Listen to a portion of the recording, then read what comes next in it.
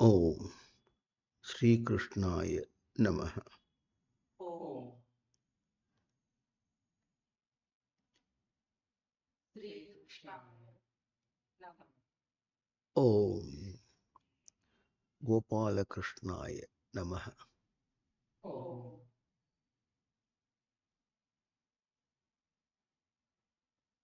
గోపాలకృష్ణాయ నమః. ఓం ఈశాయ నమః. ఓం ఈశాయ నమః. ఓం ఈశావాస్యమిదగం సర్వం ఓం ఈశాయ యత్కించ జగత్యాం జగత్ యత్కించ జగత్యాం తేన త్యక్తేన భుంజీతాః తేన భుజితాః మా గృహ కస్యచిద్ ధనం. మా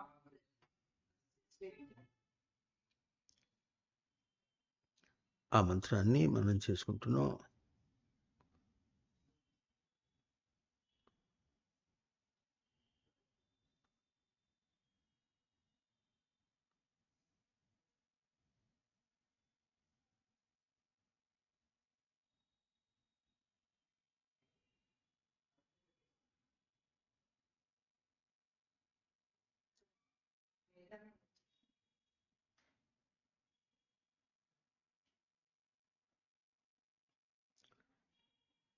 ఆ మంత్రాన్ని మననం చేసుకుంటున్నాం.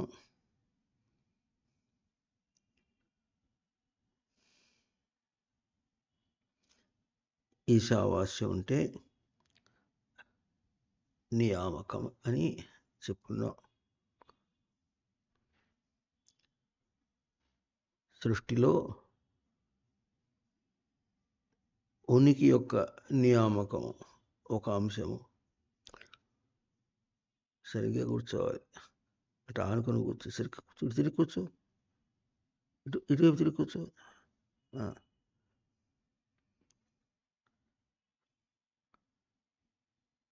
ఇలా ఉనికి యొక్క నియామకం ఒక పక్షం. అది సత్యమైనటువంటిది. అధిష్టానం అంటే స్థిరమైన ధారణగా ఉన్నటువంటిది. స్థిరమైన ధారణ సృష్టికి, మనిషి అనుకున్న వాడికి కూడా స్థిరమైన ధారణ. అయితే మనిషి దగ్గరికి వచ్చేటప్పటికి ఇంకొకటి స్వేచ్ఛా ప్రవృత్తి అని అంటున్నారు. ఇష్టం వచ్చినట్లు ప్రవర్తించడం అనేటటువంటిది ఇంకొక అంశం ఉంటుంది. ఎవరి దగ్గర? మనిషి దగ్గర ఉంటుంది. అందువల్ల మంత్రం స్వేచ్ఛా ప్రవృత్తిగా ఉంటున్న జగత్తుకు స్థిరమైన ధారణ అన్నటువంటి అంశం ఎట్లా ఉంది? నియామకమై ఉన్నది. అంటే నియమించి ఉన్నది. ఇది ఇంతే, వేరేగా ఉండటానికి వీలు లేదు అని చాలా స్పష్టంగా ఉంటున్నది. అందువల్ల ఈశావాస్యమిదగం సర్వం యత్కించ జగత్యాం జగత్ అని ఆ వాక్యంలో అర్థం చెప్తున్నారు.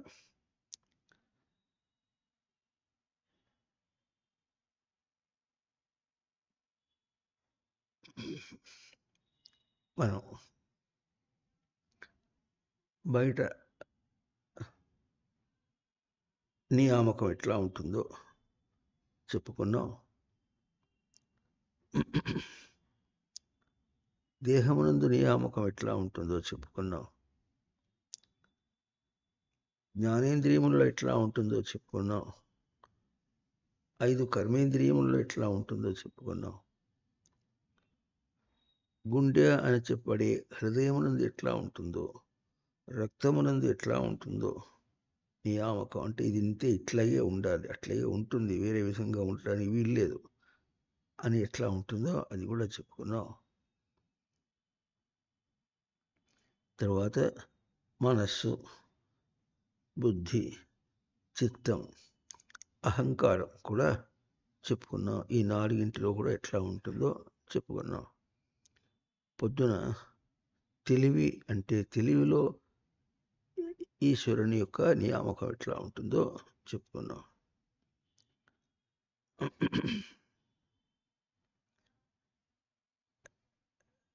స్వేచ్ఛా స్వరూపం ఎట్లా ఉంటుందో పోల్చుకుంటూ చెప్పుకున్నాం.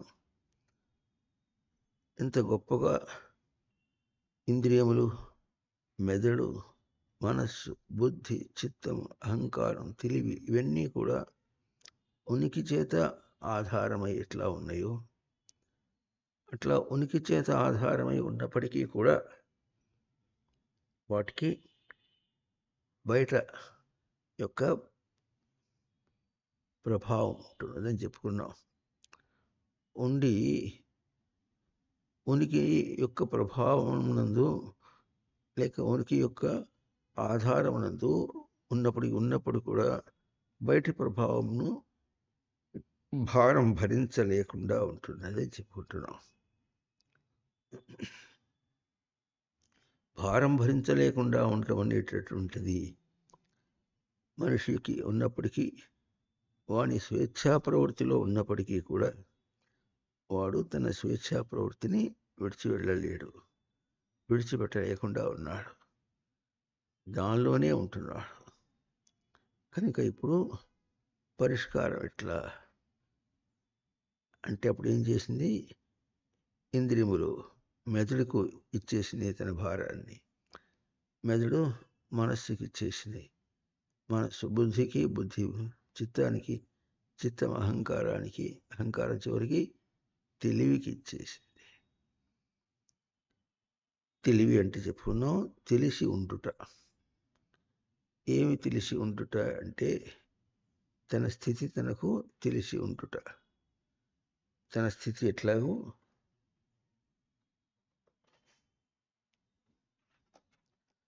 అన్నీ కూడా ఇంద్రియములు, మెదడు, మనసు, బుద్ధి, చిత్తం, అహంకారం, తెలివి ఇవన్నీ కూడా ఉనికి యొక్క ఆధారంగా ఉన్నాయి.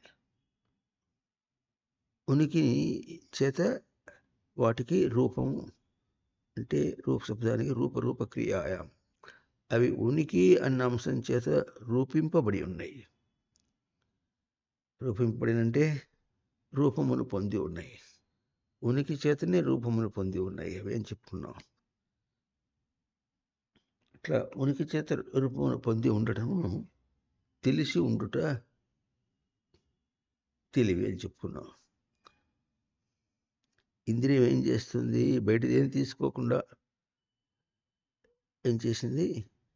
కేవలము ఒక ప్రతిబింబం అని చెప్పుకున్నాం. బింబ శబ్దానికి ఎట్లా చెప్పుకున్నాం? చాలా అర్థాలు ఉన్నాయని చెప్పుకున్నాం. చివరికి ఎట్లా తీసుకుంటుంది? బయటంతా వదిలేసి ఉనికికి తర్వాత నేను ఎట్లా అందించగలను అట్లా తీసుకుంటుంది. అంతే, బయటదంతా వదిలేస్తుంది. దీన్ని అనుసంధాన ప్రక్రియ అని చెప్పుకున్నాం. తీసుకుని మెదడుకి ఇచ్చింది. మెదడు ఏం చేసింది? ఉన్నది ఉన్నట్లుగా అట్లాగే అది భౌతికంగా స్థూలంగా ఉన్నప్పటికీ మనసు అభౌతికంగా ఉన్నందువల్ల అభౌతికంగా ఎట్లా తీసుకోగలదో అట్లా అందించింది. అంతవరకు సరిగ్గా ఉంది. అట్లా అయినప్పటికీ కూడా బయటంతా గోలగోలగా ఉంది. ఇప్పుడు దాన్ని గోలగోలగా ఉంటే ఎట్లా అందించింది అంటే, నేను అందుకోలేకుండా ఉన్నా, నేను ఉనికి స్వరూపై ఉండి దాన్ని అక్కడి నుంచి అంటే కాదనలేకుండా ఉన్నా అన్నట్టుగా ఉంటుంది. ఇప్పుడు అది చేసింది, మెదడు ఏం చేసింది? మనస్సుకి ఇస్తే మనస్సు మన జ్ఞాని అంటే ఉనికి యొక్క ఎరుకతో అవతల దాన్ని ఎదుర్కోవటానికి ప్రయత్నం చేసింది. కానీ తనకది చేతకాలేదు. ఇప్పుడు బుద్ధికి ఇచ్చింది. బుద్ధి ఎట్లా ఉంది? ఉనికిని భద్రంగా పెట్టుకుని చేస్తే వస్తుంది అని ప్రయోగం చేసింది. అది కూడా చేతకాలే. అప్పుడు చిత్తం ఏం చేసింది? వికలం కాకుండా ఎరుకలో పెట్టుకుంటే అప్పుడు సరిపోతుంది అని అది ప్రయత్నం చేసింది. అది చేతకాలే. అస్మద్భావం ఏం చేసిందంటే అది తనకు గ్రావిటీగా తీసుకొని, తనకు ఆకర్షణగా తీసుకొని, తనకు బాధ్యతగా తీసుకున్నది ఎప్పుడో, బాధ్యతగా తీసుకున్నప్పుడు ఏమైనా చేయగలచ్చు అన్నట్లుగా తీసుకున్నది. అది చాతకాల. ఇవన్నీ కూడా విషయాత్మక రూపంలో ద్వైత రూపాల్లోకి వెళ్ళిపోయినాయి. మారు రూపాల్లోకి వెళ్ళిపోయినాయి. విషయంతోనే సంబంధం అన్నట్టుగా వెళ్ళిపోయినాయి. అది పెద్ద అవాంతరం అవుతోంది. ఇక అక్కడి నుంచి తర్వాత ఏమన్నారు, అట్లా కాదు, తెలిసి ఉంటే చేయొచ్చును అన్నారు. నేను ఉనికి ఆధారంగా ఉన్నాను, ఉనికియే నాకు స్వరూపము, ఉనికియే నా శక్తి నన్ను నిలుపుకొనగా అని తెలిసి ఉంటే చేయొచ్చును, అప్పుడు విషయాన్ని నెట్టేయచ్చును అని ఆ ప్రయత్నం జరిగింది. అట్లా అయినప్పటికీ కూడా ఎక్కడికక్కడ ఏమవుతుందంటే ఉనికి యొక్క చైతన్యం బయట రూపాలకు వెళుతుంది. ఆ అంశాన్ని ఒక్కసారి మననం చేద్దాం.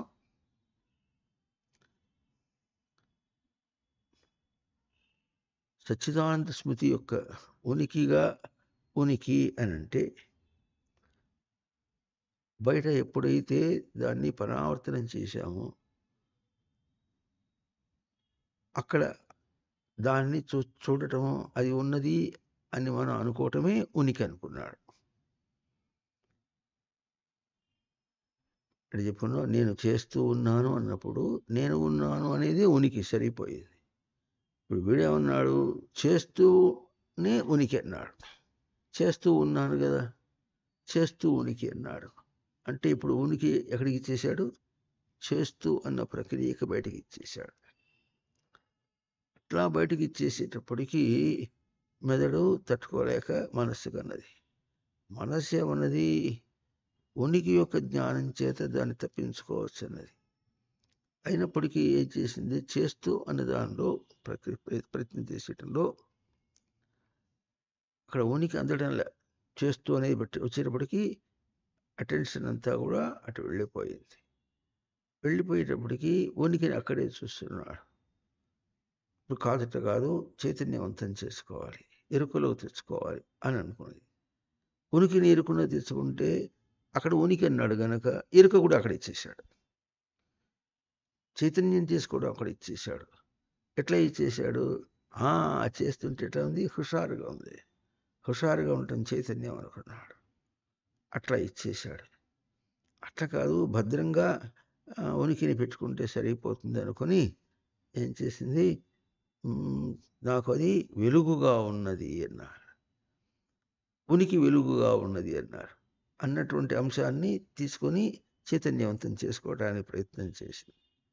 చేస్తే ఏమవుతుంది, అక్కడ కనిపిస్తోంది అంతా కూడా వెలుగు అంతా అంటాడు.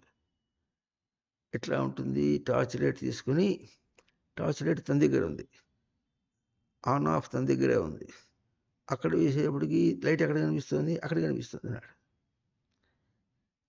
లైట్ ఎక్కడ కనిపిస్తుంది అంటున్నాడు కానీ ఆన్ ఆఫ్ స్విచ్ తన దగ్గర ఉంది. కళ్ళు మూసుకొని టార్చ్ లైట్ వేశాడు అనుకోండి, కనిపిస్తుందా, ఏదైనా చీకట్లో కనిపిస్తుందా, కనిపిస్తుందా? అంటే ఇప్పుడు వెలుగు ఎక్కడ ఉంది, కంటి దగ్గరే వెలుగు ఉంది, అక్కడ కాదు. అట్లాగే చేస్తూ అన్నప్పుడు వెలుగు ఎక్కడుంది, తన దగ్గర ఉంది. తన దగ్గర వెలుగు ఎట్లా ఉంటుంది, అది ఎట్లా చేయబడుతున్నదో చూచి సవరించగలిగినంత వెలుగు తన దగ్గర ఉంది. కానీ మనకి ఎట్లా వస్తుంది, అది చేస్తూ నేను గొప్పవాడిని అయిపోయినా, అది చేసినందువల్ల గొప్పవాడిని అయిపోయినా, అది చేసినందువల్లనే ఉన్నవాడిని అయిపోయినా, అది చేసినందువల్ల నాకు ప్రమోషన్ వచ్చేసింది, అది చేసినందువల్ల ఇంక్రిమెంట్లు వచ్చేసినాయి, అది చేసినందువల్ల నాకు మెడల్స్ వచ్చేసినాయి, మెప్పు వచ్చేసింది, గొప్పవాడిని అయిపోయినా అని వెలుగు అయిపోయింది. ఈ వెలుగు కాస్త అక్కడికి పోయి అట్లా అయిపోయింది. ఆ తర్వాత ఏమన్నారు, భద్రంగా తెచ్చిపెట్టుకున్నట్టుగా ఉండి దానిలో ఉండి చూస్తే అర్థమవుతుంది అన్నారు. ఇట్లా చైతన్యవంతం చేసుకుంటున్నాము, దానిలో ఉండి చూస్తే అర్థమవుతుంది అన్నాడు. ఆ ఉండి చూసేప్పుడు ఎట్లా ఉంటుందంటే దాన్ని చేయగా అది చేసేటప్పటికి తెలివి పెరిగినట్టుగా అయిపోయి ఇంకోటి చేస్తున్నాడు. ఆ తర్వాత వాడు బాగా చేస్తాడు, వాడు తెలివిగా చేస్తాడు అనుకుంటూ ఇంకో పని ఇచ్చారు, ఇంకోటి ఇచ్చారు, ఇంకా ప్రమోషన్ ఇచ్చి ఇంకో మంచి మంచి పనులు ఇచ్చారు. ఆ మంచి పనులు ఇచ్చేటప్పటికి వాడు బాగా చేస్తాడు, వాడు తెలివిగలవాడు అని. అంటే ఇప్పుడు దేనిలో నివసించాడు? ఇప్పుడు పనిలోనే నివసించాడు. ఉనికిలో నివసించడం అనేటటువంటిది ఎక్కడికి పోయింది? పనిలో నివసించుట, చేయుట ఎందుకు నివసించుట, అక్కడికి పోయింది అది. అట్లా అయితే ఇప్పుడు అట్లా కాదు. దాన్ని వికలం కాకుండా ఏంటి వికలం కాకుండా పోల్చుకొని చూసుకోవాలన్నారు. వికలం కాకుండా ఎరుకలో పెట్టుకోవాలి. అంటే ఇప్పుడు ఏం చేయాలి? విచారణ అన్నారు. విచారణ అన్నటువంటి అంశము తన దగ్గర ఎట్లా ఉంది? వికలం కాకుండా చేయాలంటే అర్థం ఇప్పుడు అక్కడ నేను అనేటప్పటికీ అహంకారం వచ్చేసింది. గొప్పలన్నీ బయటతోనే ఉన్నాయి, హోదాలన్నీ బయటతోనే ఉన్నాయి. తన లోపల తనకు అర్థం కావటం లేదు అన్నటువంటిది తనకు పోలికగా ఉంటే అప్పుడు లోపలే వెలుగే గొప్పది, బయట వికలం బయటన్నీ పోయేవి అన్నమాట అర్థమవుతుంది. అట్లా కాకుండా అంటే వికలం అయిపోయినాడు, ఇప్పుడు అంటే చెదరిపోయినాడు. అట్లా చెదరిపోవటం కాకుండా ఇప్పుడు ఎట్లా ఉండాలి? విచారణగా ఉండాలి. విచారణ అంటే పోల్చుకుంటే నేనంటూ ఉంటే కదా అదంతా అంత పని జరగటానికి. తేజస్సు నా దగ్గర నుంచి వస్తుంది. ఇందా చెప్పినట్టుగా కళ్ళు మూసుకుని టార్చ్ లైట్ ఇస్తే మాత్రం ఏం లాభం? నేను అక్కడ పని చేయలేడు. చీకటి ఎంతో కళ్ళు మూసుకుంటే టార్చ్ లైట్ వేసినా అంతే అని అనుకున్నాడు. అట్లా తన్ను తానే మోసం చేస్తుంది. విచారణ అంటే ఎట్లా ఉంటుంది?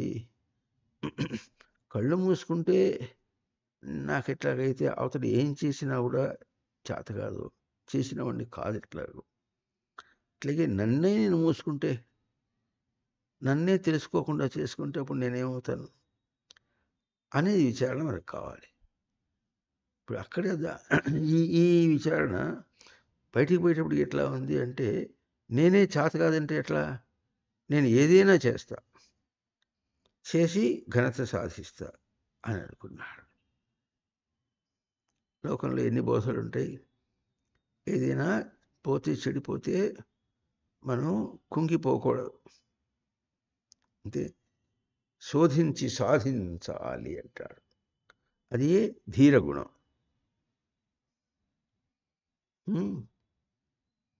జీవితం ఎటువంటిది? వెలుగు. వెలుగులో ఏదైనా సాధించాలి, దుఃఖపడవలసిన అవసరం లేదు. జీవితం అంతా సుఖశాంతులతో వెలగాలి, సుఖశాంతిలో ఆరిపోకూడదు అని ఇట్లాంటి బోధలు చేసేటప్పటికీ విచారణ అక్కడికక్కడే ఉంది. జీవితంలో సుఖశాంతులు ఇది ఏమో ఓడిపోయింది, రెండు మెచ్చుకొని వచ్చేసాడు. చివరికి అక్కడ కూడా పోతే ఇప్పుడు ఏం చేయాలి? జ్ఞానం అన్నాడు. ఈ జ్ఞానం అనే మాట అంటే సత్ చైతన్య ప్రకాశ నివాస విచారణ జ్ఞానం. ఈ జ్ఞానం ఎట్లా వచ్చింది?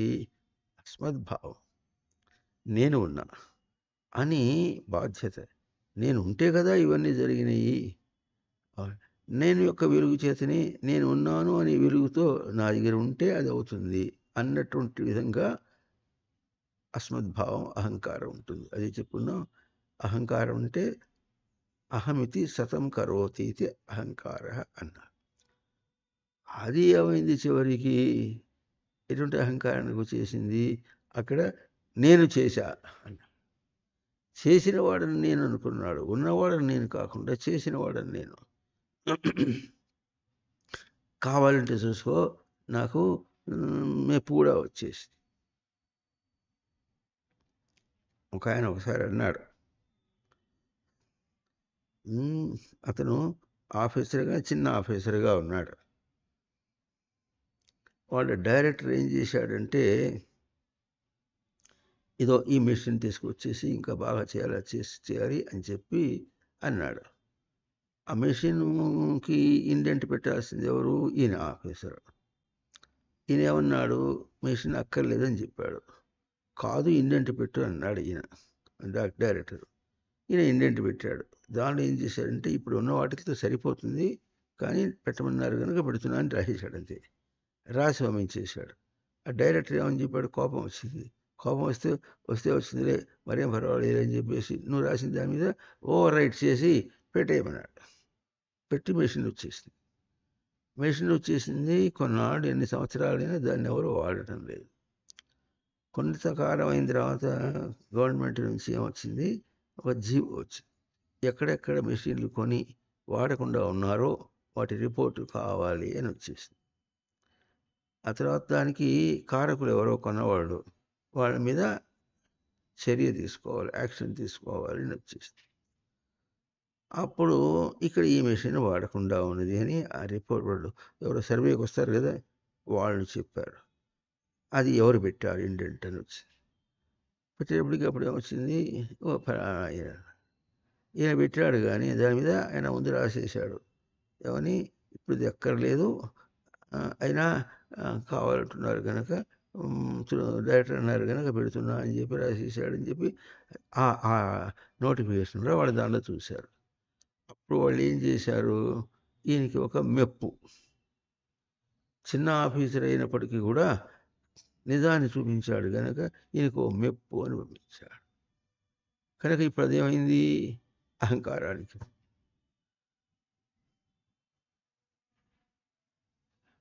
ఎక్కడొచ్చింది, చేస్తూ అని బయట ప్రక్రియలో ఏం చేయటంలో తనకు ఓ మెప్పు వచ్చింది. ఇట్లా ఏం చేస్తున్నాయంటే అన్నీ ఉనికి యొక్క తేజస్సుతో ఉన్నప్పటికీ కూడా బయట వచ్చి వీటిని ఓవర్ రైడ్ చేసినాయి. ఓవర్ రైడ్ చేయటం అంటే మీది దూకినట్టుగా అయిపోయినాయి. చేసేటప్పటికి నేను వల్ల ఏం చేత కావటం లేదు. ఇప్పుడు నేను ఎట్టున్నాను, నేను ఉన్నా, నేను నడుస్తూ ఉన్నా, నేను పోతూ ఉన్నా, నేను చేస్తూ ఉన్నా, నేను దెబ్బలు తింటూనే ఉన్నా, దుఃఖాలు పడుతూనే ఉన్నా, కుంగిపోతూ ఉన్నాను, నేను కుంగిపోతూ ఉన్నా, నేను మోసపోతూ ఉన్నాను, నేను చావును అనుభవిస్తూ ఉన్నాను. ఇవన్నీ కూడా నేను ఉన్నానేగా, అవి కూడా నేను ఉన్నంత చెప్పాల్సిందేగా. అట్లా అయిపోయింది. అంత గతి పట్టింది ఎవరికి, ఈ నేను ఉన్నాను అన్నటువంటి గ్రావిటీకి. ఏ నేను ఉన్నానో అన్నిటినీ పీకవతల పారేయగలదు, అక్కడ ఇది వచ్చింది. ఇట్లా కాదు, తెలివి ఉండాలన్నారు. ఏం తెలివి అంటే, నేను ఉన్నాను అంటే ఏమిటో తెలిసి ఉంటే అప్పుడు ఇది వచ్చేది కాదు. నేను ఉన్నాను అని అనుకున్నంత మాత్రం చేత లాభం లేదు. ఎందుకు, అమీబా దగ్గర నుంచి కుక్క, పిల్లి, గాడిద అన్నీ అనుకుంటున్నాయి నేను ఉన్నానని అనుకుంటున్నాయి. అయితే అవి వాటికి ఆ గతులు సరిపోలే, దేహంతో ఉన్నటువంటి గతులు సరిపోలే, దేహంతో తనకిచ్చినటువంటి సమస్య సరిపోలే.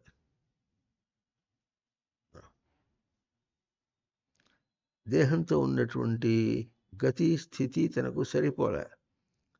ఇప్పుడు మనిషి అయి పుట్టినప్పటికీ కూడా దేహంతో ఉన్న స్థితి గతి సరిపోలే.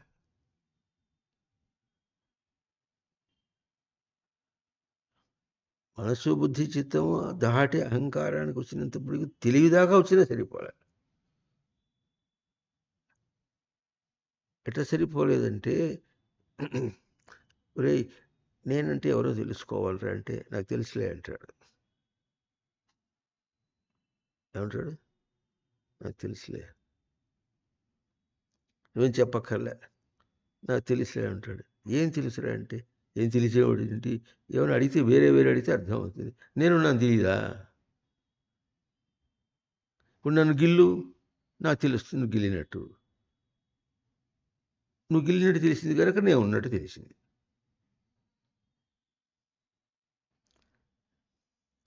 నెల్లూరులో ఒకసారి ప్రవచనం మొదలు పెడుతూనే వాళ్ళని అడిగామంటే, మీరందరూ ఉన్నారా అని ప్రవచనం మొదలయ్యింది. ఇదేంటి ఇట్లా అడుగుతాడు అనుకుని కాసేపు సమాధానం చెప్పలేవాళ్ళు. అప్పుడు మిమ్మల్ని అడుగుతున్నది మీరందరూ ఉన్నారా అన్నారు. ఉన్నామన్నారు. ఏమి ప్రమాణం అని అడిగారు. ఏం ప్రమాణం ఏమిటి, నువ్వు చెప్తుంటే మేము వింటున్నాగా, ఇప్పుడు నేను ఉంటే వింటానా, వినకుండా ఉంటే ఉంటానా, నువ్వు వినటానికి ఏముంది మీ దగ్గర, ఏముంది ఏమిటి నీ ఎదురుకుండా మేము ఉన్నావా లేదా, దేహం కనిపిస్తుందా లేదా, దేహం కనిపిస్తుంటే ఇంకా ఉన్నావా అని అడుగుతారే అని ఇట్లా వాళ్ళు చెప్పుకుంటూ వచ్చారు. అప్పుడు అయితే మీరు ఉన్నవాళ్ళు కాదు అన్న, దేహం ఉన్నంత మాత్రం చేత ఉన్నవాళ్ళు మీరు కారు అని ఈ విధంగా తనకు చైతన్య స్వరూపం ఎక్కడుందో అక్కడి దాకా తీసుకెళ్ళి చెప్పుకున్నాం. ఇప్పుడు ఎందుకు చెప్పుకుంటున్నాం అంటే తెలివి ఎట్లా ఉంది, ఇప్పుడు నేను ఉన్నానని తెలివి ఎడ తెలుస్తుంది, ఇప్పుడు వీడికి దేహం ఉంది కనుక ఉంటాడు. ఇది ఎంత తెలుస్తుంది, రేపు చచ్చిపోతే ఏమవుతుందిరా అంటే నేను పోయినా అది కూడా తెలుస్తుంది, తెలివి అది అదేనా తెలుస్తుందా అంటే కొంచెం అర్థం చేసుకోరా, ఉన్నవాడు చచ్చేట పోతాడురా, ఉన్నవాడు ఉన్నవాడు ఇప్పుడు ఉన్నాడు, తర్వాత దుఃఖంలో మునిగిపోయినాడు అంటే లోకంలో పరామర్శ చేయడానికి పోయినప్పుడు ఏం చేస్తాడంటే వస్తే ఏమైంది అసలు ఏమైంది, బాగానే ఉన్నారుగా, ఇప్పుడు ఏమైంది మీకు, ఏమొచ్చింది అవాంతరం ఏమొచ్చింది అడుగుతారా లేదా, అంటే ఏమిటిప్పటికి ఉనికిని ఆ ఉనికి గ్రహింపు కంటే వేరుగా వచ్చేటప్పటికి ఏదో అయిందండి కదా అర్థం, ఏదో అవాంతరం అయితే ఆ ఉనికి గ్రహింపుకి ఈ ఉనికి గ్రహింపు దెబ్బతిన్నది. ఇప్పుడు అట్లా ఇంకోటి ఏదో అవాంతరం వచ్చి నిన్ను కొడితే నువ్వు పనికి రాకుండా పోతే ఏమర్థం, అదేం ఉనికిరా, ఎప్పుడు నెట్టేస్తే కింద పడ్డాడు, వాడు నెట్టేశాడు నీ కింద పడ్డా అంటే వాడు నెడితే కింద పడేవాడు నువ్వెంతరా, వాడు తిట్టాడు తిట్టితే నాకు కోపం వచ్చింది, వాడు తిడితే నీకు కోపం వస్తే నేనుసేపురా, అప్పుడేమొచ్చింది, ఉన్నవాడు ఉండడం కాకుండా ఏముంది కోపం వచ్చింది, అది వచ్చి కూర్చుంది మధ్యలో. ఇట్లా మాటిమాటికి అవుతూ చివరికి ఏమైందంటే ఏమొచ్చింది ఏమైంది, యమధర్మరాజు నన్ను వారెంట్ వచ్చేసింది, చచ్చిపోయినా, చచ్చి ఎక్కడ పోయినావారంటే యమధర్మరాజు తీసుకెళ్ళాడు. ఓ తీసుకెళ్ళాడా, ఆయన చూసావా నువ్వు, చూడటం ఏమిటి, ఎన్ని జన్మల నుంచి చూశాను ఇప్పుడు అని శాస్త్రం చెప్పింది, ఇప్పుడు నీకేమన్నా వ్యాధి ఉందే కొంచెం అన్నా అన్నాడు, కొంచెం ఉన్న జ్ఞాపకం ఉంది, ఎన్ని మాటలు ప్రతిసారి యమధర్మరాజు దగ్గర పోయేసావు కదా, ఆయన ఎట్లుంటాడు ఎప్పుడు జ్ఞాపకం ఉందా, జ్ఞాపకం లేదు. అప్పుడే కనుక మొబైల్ ఉంటే ఒక స్నాప్ తీసేసేవాడిని, అప్పుడు మొబైల్ లేదు, అందుకని ఫోటో తీయలే. ఆయన దున్నపోత అంటే జ్ఞాపకం ఉందా అంటే ఏమీ జ్ఞాపకం లేదు. ఇప్పుడు ఇప్పుడు మళ్ళీ మీ పోటోళ్ళు చెబుతుంటే యమధర్మరాజు దున్నపోత మీద వస్తాడని తెలిసింది. అంటే అర్థమైందా మీకు, యమధర్మరాజు దున్నపోత మీద వస్తాడు అంటే మనకేమనిపిస్తుంది అంటే తెలివి లేదని చెప్పడానికి, వాడి తెలివి ఏమిటప్పుడు యమధర్మరాజు దున్నపోత మీద వస్తాడు అని అక్కడ శాస్త్రాల్లో విన్నాడు. ఇంతకీ యమధర్మరాజు చూడలే, దున్నపోత మీద చూడలే, కానీ ఏమంటాడు, యమధర్మరాజు దున్నపోత మీద వచ్చును అని బోధ చేస్తాడు. చూడకుండా ఎటు చెప్పావు నువ్వు, యమధర్మరాజు ఎట్లా ఉంటాడు అంటే ఎట్లా ఉంటాడంటే ఇంత బుర్ర మీసం ఇక్కడ దాకా ఉంటుంది, ఆ మీసం మీద నిమ్మకాయలు నిలబెడతాడు ఆయన, అంత బుర్ర మీసం ఉంటుంది ఆయనకి. ఆయన ఆ దున్నపోతే ఎట్లుంటుందంటే నల్లగా ఉంటుంది,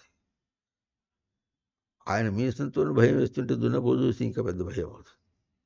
రాత్రి నిద్రలో కనుక వచ్చిందంటే మాత్రం తప్పకుండా ఉచ్చపోసేస్తాడు, అక్కడే లేచి ఓపిక కూడా ఉండదు వాడికి, అట్లా ఉంటుందని ఇట్లా చెప్పుకుంటున్న వాడికి తెలివి ఎట్లుంటుంది, చిన్న మాట అట్లా ఉంటుందని అక్కడెక్కడో చూసి మాట్లాడతావే కానీ అక్కడ ఎట్లా ఉన్నదో దాన్ని నువ్వు ఎట్లా తీసుకున్నావో చెప్పమే. అక్కడ వచ్చింది తెలివికి ఉన్నటువంటి దోషం, తెగులు, తెలివికి ఉన్నటువంటి తెగులు అక్కడ వచ్చింది.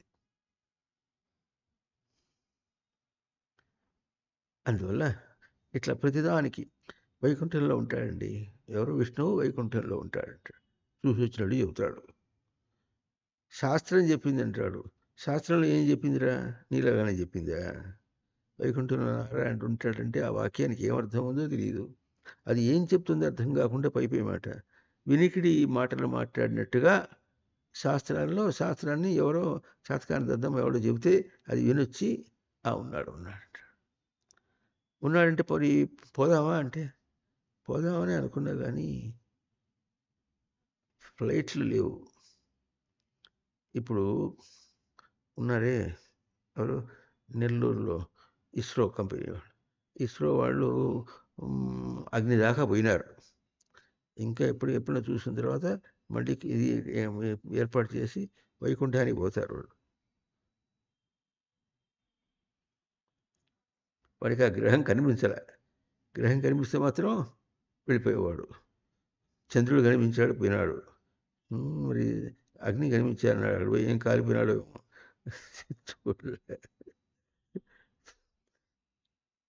చంద్రుడి మీద దిగాడట. సరే మరి అగ్ని మీద సూర్యుడి మీద కూడా దిగాడేమో. ఏదో అంత అక్కడ తిరిగి వచ్చేసారని కూర్చుంటాడు. విర్రవీగుతాడు మనిషి. విర్రవీగటానికి సిద్ధాహస్తుడు, హైలీ ఎఫిషియంట్, చాలా సామర్థ్యం గలవాడు విర్రవీగటానికి. ఇది అర్థం చేసుకోవడానికి ప్రయత్నం చేద్దాం. ఎందుకంటే ఇప్పుడు మనకు కావాల్సింది ఏంటంటే తెలివి కూడా తనకు ఫెయిల్ అయిపోతే, తనకు అందించకపోతే అప్పుడు తనేమవుతాడు? తెలివికి సవరణ కావాలి. తెలివికి సవరణ అంటే తెలివి ఎట్లాగైతే ఉనికి ఆధారంగానే ఉన్నదో, ఇప్పుడు తెలివి సవరణ కూడా ఉనికి ఆధారంగా ఉన్నాయి.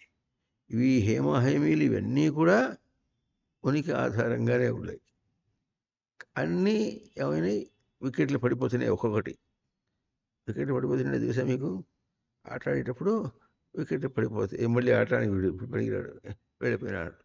మిగతా ఇంకా 2-3 ఉన్నారు. వాడు పడగొడితే అప్పుడు ఓడిపోతాడు, అయిపోతుంది, సరిపోయింది. అట్లా ఉన్నాయి.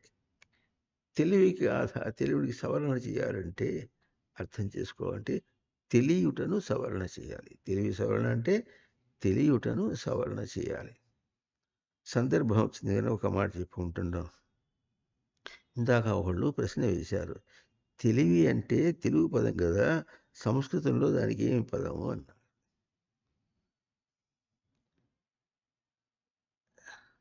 ఇన్నాళ్ళు తెలుగులో ఎక్కడ లేనటువంటి పదము సంస్కృతంలో ఒక పదం ఉంది. ఆ పదము చాలా గొప్పగా ఉంటుంది. ఆ పదం చెప్పేంత స్పష్టంగా తెలుగులో ఏ పదం చెప్పదు, వేరే భాషలో చెప్పదు అన్న. ఇప్పుడు ఎట్లా ఉందంటే పదమైతే ఉంది కానీ ఆ పదంతో చెప్తే మనకేం తెలివి ఉండదు, అర్థం కాదు, తెలియదు. తెలివి అంటే తెలియట, ఆ పదం చెప్తే తెలియదు. అంటే ఇప్పుడు ఉనికి ఆధారంగా ఉండటం అనేటటువంటిది వీటికన్నిటికీ ఎట్లా ఉంది? పరోక్షంగా ఉంది. పరోక్షం అంటే పరాక్షం, అంటే వేరైనది. లేకపోతే పరశబ్దానికి ఇప్పుడు పాలన పూర్ణయో అంటే అదేంటి? పాలన చేసి అందుకోవలసిందిగా ఉంది. తను తాను పాలన చేసుకొని ఉన్నట్టుగా ఉన్నాయి. ఎవరికి ఉంది? అందరికీ. ఇందాక నుంచి ఎక్కడి నుంచి వచ్చామో ఇంద్రియం కూడా పరోక్షంగానే ఉంది. అంటే తాను పాలన చేసి తీసుకోవాలి. మెదడు కూడా పాలన చేసి తీసుకోవాలి. మనస్సు కూడా పాలన చేసి తీసుకోవాలి. బుద్ధి పాలన చేసి తీసుకోవాలి. ఇంకా చిత్తము కూడా పాలన చేసి తీసుకోవాలి. అహంకారం కూడా అస్మద్భావం, నేను అని అనుకుంటున్నాడు, నేను జపం చేస్తున్నాడు కానీ నేనంటే ఏమిటో తెలియటంలా. అది పాలన చేసి తీసుకుంటే కానీ ఈక్ష దర్శనే ధాతు, పాలన చేసి దర్శనం చేసుకోవాలి. అట్లా ఉన్నది. ఇప్పుడు దానికి ఆధారమే ఉన్నప్పటికీ కూడా పాలన చేసి, తెలివి కూడా అట్లాగే ఉంది. తెలివికి సవరణకి భగవద్గీత ఎటువంటి అప్రోచ్ తీసుకుందో, మార్గం తీసుకుందో ఆ మార్గంలో వెళదాం మనం. భగవద్గీత ఏం చేసింది చెప్పవలసింది చెప్పేసి దానికి ప్రయత్నము అన్న రూపాన్ని ఎక్కడ మొదలుపెట్టిందంటే, ముందు దైవీ కర్మ అంటే ఎట్లా ఉంటుందో, దైవం అంటే ఏమిటో ముందు తెలుసుకుంటే ఆ తర్వాత మీ సంగతి అర్థం అవుతుంది అన్నాడు అని చెప్పుకుంటూ ఎట్లా వచ్చారో అట్లాగే విష్ణువు వైకుంఠంలో ఉన్నాడు అని తెలివికి తెలిసిపోయింది. ఏమైంది? తెలివికి ఏమైంది? తెలిసిపోయింది. దాన్ని ఇప్పుడు ఏం చేయాలి? సవరణ చేయాలి. ఏం సవరణ చేయాలి? కరెక్టేగా, సరిపోయిందిగా. విష్ణువు వైకుంఠంలో ఉంటాడు అని తెలిసిపోయిందిగా, నిజమే కాది అని అంటాడు. ఒరే నిజం నిజం అని అంటుంటే ఎట్లా చెప్పారు? నీకేం చెప్పారురా? ఆయన ఎక్కడ చెప్పాడు, వీడు ఎక్కడ చెప్పాడు, అందరు అంటున్నారు అందరు అంటున్నారు అందరు అంటున్నారు నిజం అయిపోయింది, నిజమేగా నిజమేగా అంటే ఎట్లా అర్థమవుతుంది? అందరంటే కాదు, నువ్వు చెప్పరా ఎట్లా ఉందో.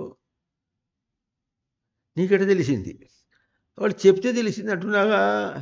చెబితే తెలిసిందే పరోక్షం, ప్రత్యక్షం కాదు. ప్రత్యక్షం కాదు, పరోక్షం అన్నారు. అంటే పాలన చేసి తీసుకోవాల్సింది. ప్రత్యక్షం అంటే ఎదురుగా ఈక్షతే దర్శతే అంటే తాను ఎదురుగా అంటే అప్పటికి తనకు ప్రతి నేను అని గుర్తించడం ఎట్లా ఉందో అట్లా దర్శనం చేసినట్టుగా అంటే అప్పుడది ప్రత్యక్షం అవుతుందన్నారు. కనుక తెలివి సవరణ ఎట్లా ఉండాలి?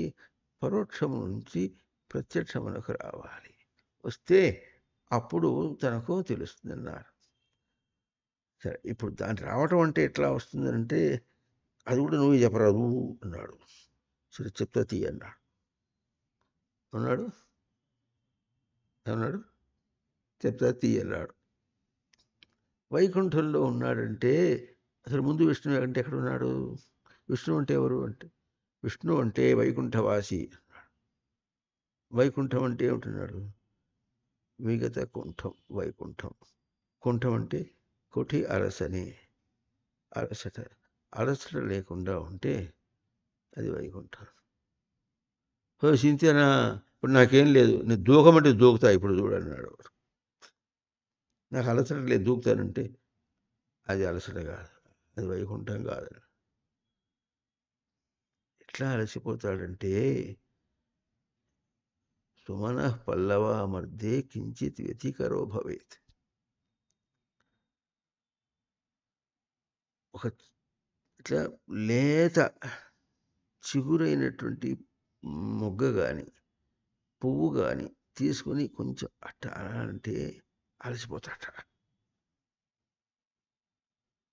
అదట అలసట ఏమర్థమైంది? దేహంతో పోల్చాడు అలసట అంటాడు. ఇప్పుడు అలసిపోతాడు ఎట్లాగంటే ఆ ప్రయత్నాన్ని పెట్టుకునేటప్పటికీ ఉనికికి అటువంటి ప్రయత్నం యొక్క రూపం వచ్చేసింది కనుక ఉనికి లేకుండా పోయింది, అలసిపోయి చచ్చిపోయింది.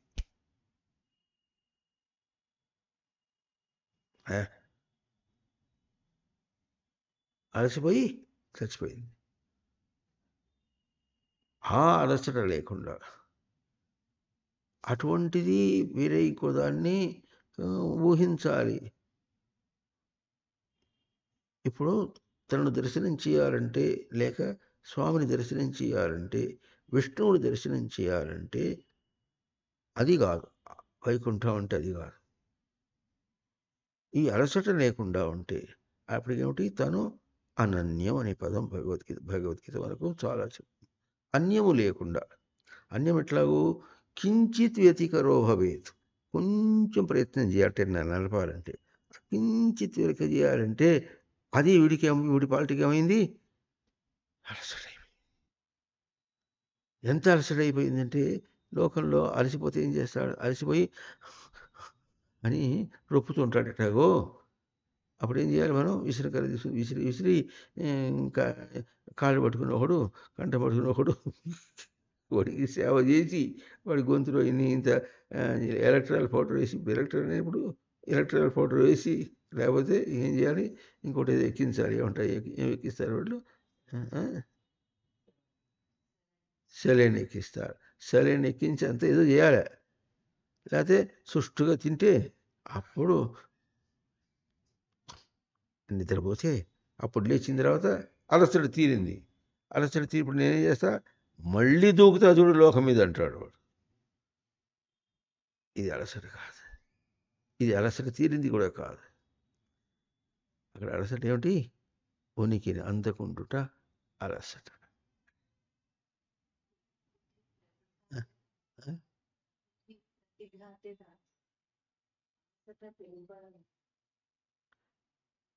అర్థమైందే.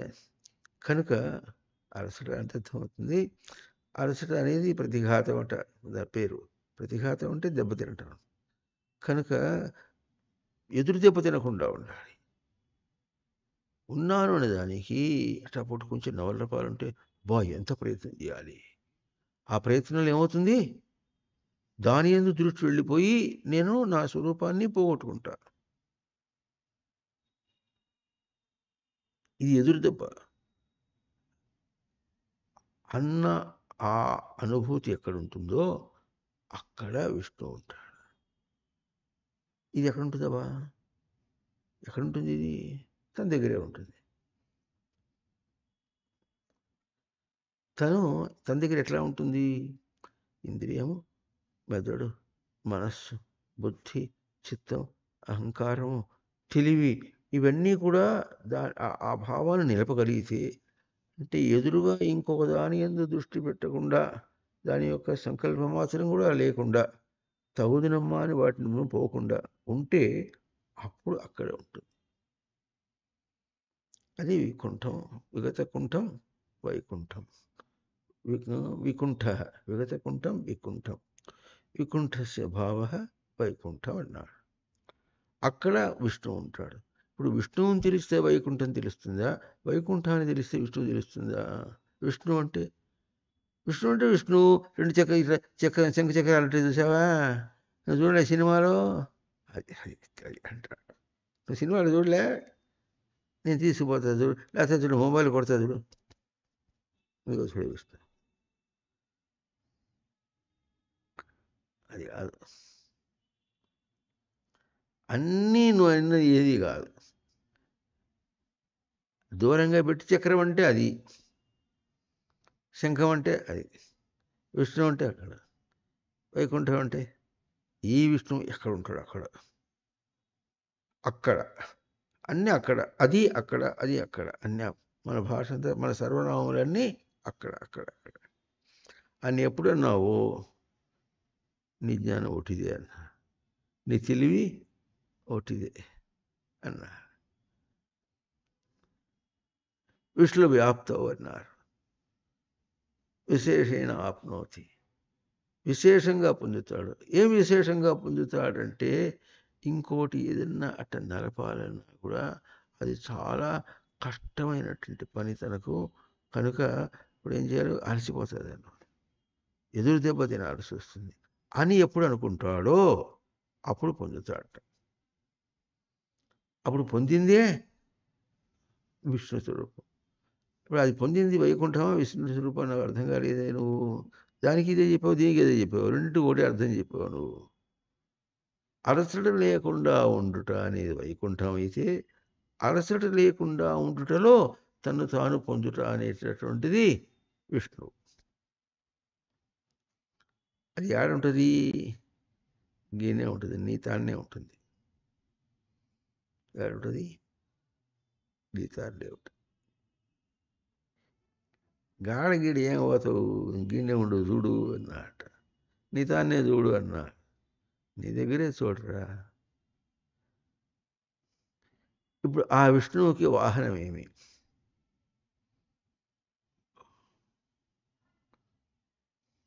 వాహనం అంటే ఏముంటుంది? ఎక్కి ఎక్కడ పోవాలంటే. వాహనం అంటే మనకేం కనిపిస్తుంది? ఒకప్పుడు సైకిల్ ఉండేది. సైకిల్ని తెగ నమ్మేసి ఏం చేశాడు? తెగ నమ్మేశాడు. తెగ నమ్మేసి ఏం కొన్నాడు? స్కూటర్ కొన్నాడు. ల్యాంబ్రెటా, వెస్పా అటువంటి ఉండేది ఒకప్పుడు. అది అమ్మేసి ఇది కాదు ఇప్పుడు అల్ట్రా మోడర్న్గా వచ్చేసింది అనేది చదువుకున్నాడు. ఆ తర్వాత ఎట్లా కావాలి? బైక్ కావాలి. ఆ బైక్లో ఆ బైక్ పోతూ పోతూ ఇట్లా లేపితే అట్ట వాడేవాడు, అట్లా లేపితే బాగుంటుంది అని అవస్థపడుతున్నాడు. ఇప్పుడు వాళ్ళ నాయన పొడిచిన డబ్బులు అడిగాడు. మనం ఎక్కడ కొంటామరా అంటే, ఇప్పుడు ఉద్యోగం చేసి డబ్బులు సంపాదిస్తున్నాడు, కూడబెడుతున్నాడు ఆ బైక్ కొనడానికి. బైక్ కొట్టి ఇట్లా అనాలి. అట్లా అన్నప్పుడు అది నెత్తిన పడితే అప్పుడు బాగుంటుంది.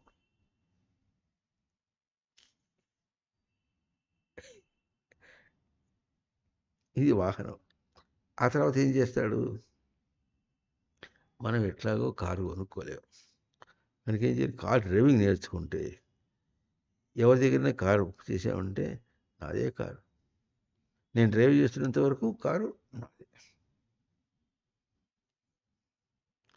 ఒకటే కారు ఏం కనుక ఆఫీసులో ఎన్ని ఉంటాయి? 50 వెరైటీల కార్లు ఉన్నాయి. అన్ని కార్లు నావే.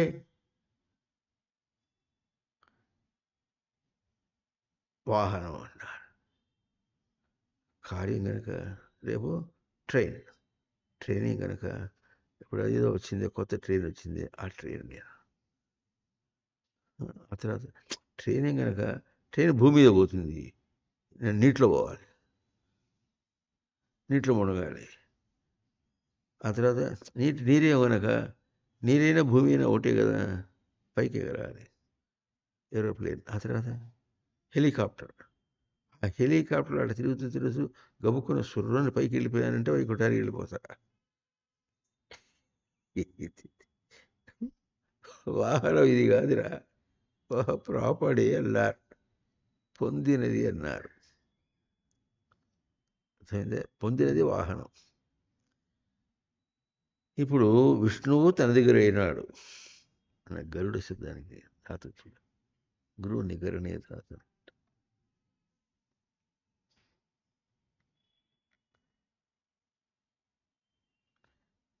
ఏమైనాడు?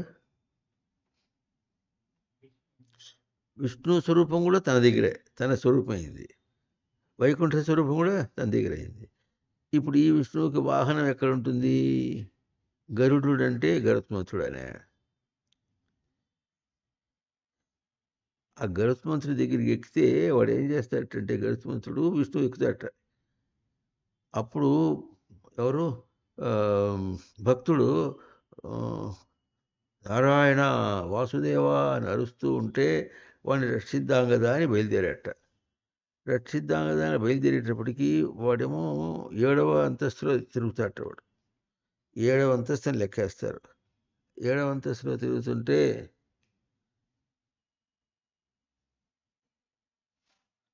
ఆ,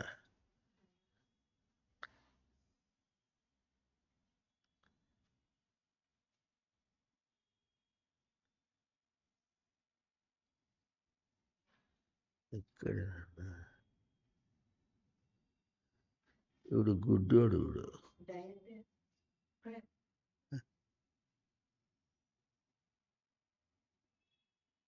గరుత్ అదిగా గురు ధాతు, గురు ధాతు,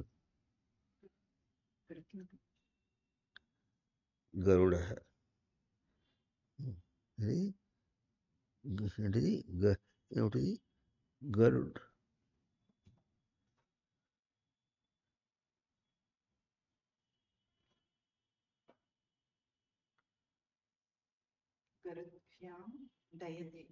డైతే నా డి విహాంగ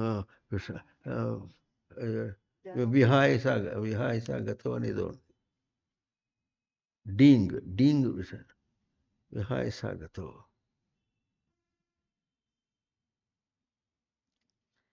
డీంగ్ డీంగ్ అవునా? అది ఆ పేజీ తెరిచి దానికి అర్థం ఏం చెప్తాడు చూడు.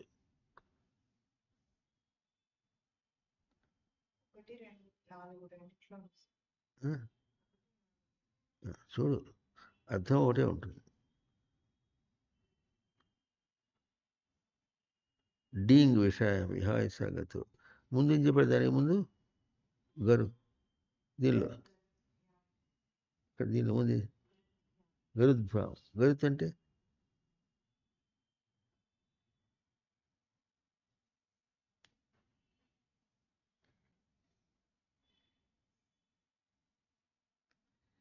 అదే ఇక్కడ ఉంది గరుత్. గరుత్ ఇక్కడ ఉంది చూడు. అదే గురువు అంటే గ్రహింపు, వ్యక్తీకరణ. గురు నిగరణి, నిగరణాభ్యాం అని వస్తుంది.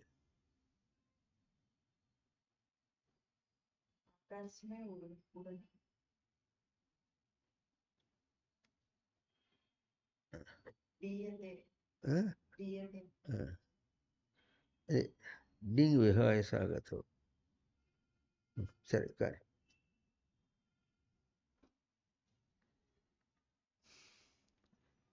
అర్థమైంది ఇప్పుడు విష్ణువు తన స్వరూపంగానే అయిపోయి వైకుంఠము తన స్వరూపంగా అంటే తనకు దర్శన స్వరూపమైంది కానీ దృశ్య రూపం కాల బయటగా చూసేది కాలేదు తనకు తన దర్శన స్వరూపంగా ఉంది ఇప్పుడు దానికి వాహనం అంటే వహ ప్రాపణే పొందినది అది ఎట్లా ఉంటుంది అని అంటే తనకు గృ అంటే గరుత్ శబ్దానికి గృ నిగరణే అంటే గ్రహింపు వ్యక్తీకరణ గ్రహింపు వ్యక్తీకరణలో ఎప్పుడైతే విహరించగలుగుతాడో అది వాహనం అర్థమైందా గ్రహింపు వ్యక్తీకరణలో విహరించగలిగితే తిరగలిగితే అది వాహనం అన్నారు అయితే వీడేం చేస్తున్నాడు గ్రహింపు వ్యక్తి అంటే విష్ణువు అక్కడే ఉన్నాడని గ్రహించాడు దానిలో తిరుగుతున్నాడు వాడి వాహనం అది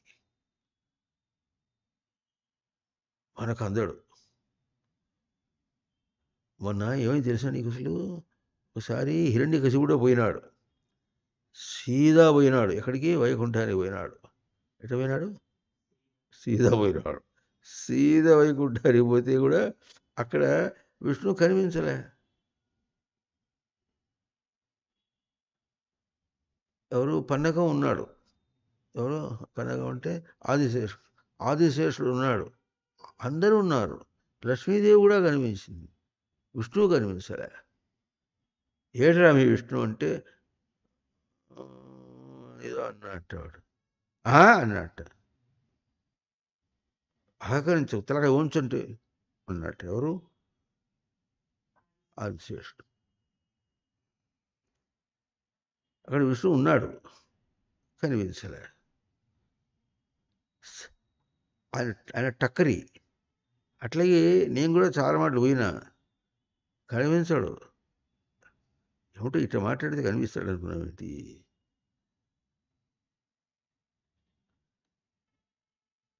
ప్రతిఘాతం లేకుండా ఉండే చోట తనకు ప్రతిఘాతం ఎదురు లేదు తనకు అక్కడ ఎదురు వస్తే తనకు తన స్వరూపం తెగపోయింది ఎదురు లేకుండా ఉన్న స్వరూపమును తను పొంది ఉంటే ఆ పొందిన ఉన్నదానికి వాహనం ఎట్లా ఉంటుందంటే అంటే వహ ప్రాపణి పొందినది రూపం ఎట్లా ఉంటుంది అర్థం వాహనం అంటే పొందిన రూపం ఎట్లా ఉంటుందంటే తన గ్రహింపు వ్యక్తీకరణకు ఎదురు లేకుండా తను పొందిన స్వరూపం అన్నాడు ఇందాకేం పొందిన చూశాడు వాడు అక్కడే ఉన్నాడు అక్కడ అంటే ఎక్కడ పొందాడు అక్కడే ఉంటే నీకు అందలేదు అది పొందిన స్వరూపం కాదు తనకు ప్రతిఘాతం లేకుండా ఏది ఉంటుందో అది అందిన స్వరూపం అయితే అది తనకు వాహనం తన విష్ణువుకు వాహనం ఇందా ఇప్పుడు యమధర్మరాజుకి ఏం వాహనం అంటే ఇప్పుడు ఎప్పుడైతే నీ గ్రహింపు వ్యక్తీకరణలను విహరించగలుగుతావో అప్పుడు విష్ణువు తనకు ప్రాప్తమవుతాడు తన గ్రహింపుకు అది వాహనం పొందుట ఆ వాహనంలో అంటే ఆ పొందుటలో అటువంటి పొందుటలో విష్ణువు తనకు అందుతాడు అది విష్ణువుకి గరుడ వాహనం మనం అనుకున్నట్టుగా అయితే ఇప్పుడు ఏం చేశాడంటే బయలుదేరాట విష్ణువు బయలుదేరేటప్పటికి ఆ గరుడు పంతుడు ఎక్కడ ఉంటాడు 7వ అంతస్తులో తిరుగుతుంటాడు వాడు 7వ అంతస్తులో తిరిగినప్పటికీ కూడా భూమి మీద పాము కనిపించిందంటే సర్రనికి తిరుగుతాడు అవునా మరి వీపు మీదేమో విష్ణువు ఉన్నాడు ఎవరెవరు ఏమైందిరా అంటే ఏం తెలియదు వాడు అక్కడ వాడు పాము కనిపించింది పాము కోసం సర్రను వచ్చి పాము పట్టుకున్నాడు తింటాడుగా పాము తినాడుగా ఆ విష్ణువు గురించి ఒక శ్లోకం రాశారు ఏం శ్లోకం రాశారంటే ఏం శ్లోకం అది ఏకా భార్య ప్రకృతి రచల చంచల చ ద్వితీయ పుత్రో అనంగ త్రిభువనజయీ మన్మథో దుర్విలాస శేషశయ్య శయనం ఉదధి వాహనం పన్నగారి స్మారం స్మారం స్వగృహచరితం దారుభూతో మురారి మనం విష్ణు గురించి ఇట్లాంటిది ఏమో తెలివి తెచ్చింది ఇది. ఇంత పెద్ద కవితను రాశాడు. అది అక్కడెక్కడో అది ఊరమా ఆ ఊరిలో 12 సంవత్సరాలకు ఒకసారి చెక్క ముద్దు సముద్రం నుంచి కొట్టుకొచ్చేస్తుందట. అట్లా వస్తుంది గనక అది విష్ణువు యొక్క స్వరూపం అని అంటారు వాళ్ళు. విష్ణువు యొక్క స్వరూపం అంటారు. అని విష్ణువు అని ఇక పొగుడుతుంటారు, ఏదో చేస్తుంటారు. అంత అంత అంత తెలివి గల వాళ్ళంతా భక్తులు వాళ్ళందరూ కూడా. అది చూసి ఒక కవి రాశాడు, ఏకా భార్య ప్రకృతి రచల. ఆయనకి 2 భార్యలట. ఒకటేమో భూదేవి, ఇంకోటి శ్రీదేవి. భూదేవి అచల, అది కదలలేదు. అవునా? ఎప్పుడన్నా సినిమా పోదాన్ని రమ్మంటాడట. ఎవరు? విష్ణువు. నేను రాలి వెళ్ళిపో అంటుందట భూమి. భూదేవి రాలి. చెంచల చ ద్వితీయ, ఇంకో ఆమెమో శ్రీదేవి. అంత పైసలు. మన శ్రీ లక్ష్మి అంటే అంతే పైసలు. అవి ఎక్కడ దొరకవు. పోనీ ఇవి కదలలేదు కదా చూద్దామంటే ఎక్కడ వెతికినా దొరకదు. చెంచల ఎక్కడ పడితే అక్కడ తిరుగుతూ ఉంటుంది. ఎక్కడా అని అంటాడు. ఆ అంటూనే ఉంటుంది, రాదు ఎంతసేపటికి. ఆ అంటూనే ఉంటుంది, మళ్ళీ పిలిచేటప్పటికి ఇక్కడి నుంచి ఆ అనేది ఈ మూల నుంచి ఆ అంటుంది. చెంచల చ ద్వితీయ. ఇకపోతే కొడుకోడున్నట్ట. పుత్రో అనంగ త్రిభువన జయి మన్మథో దుర్విలాస. వాడు అనంగ, వాడికి అంగములు లేవు. పుత్రో అనంగ త్రిభువన జయి అంటే వాడికి స్వరూపం లేదు, రూపం ఏం లేదు, కానీ 3 లోకాలను జయించాట.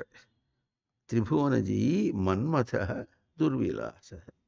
వాడే మన్మథుడు. మన్మథుడు బాణం వేశాడంటే మనకేం కనిపించదు. ఇక దాంతో చచ్చూరు ఉంటాడు వాడంతే. కాసేపు ఇది దొరికితే మాత్రం ఈ శ్రీకృష్ణ అన్న మఠంలో శ్రవణం చేసేదంతా కూడా ఒట్టి తుడుకొని చూడిపోతుంది.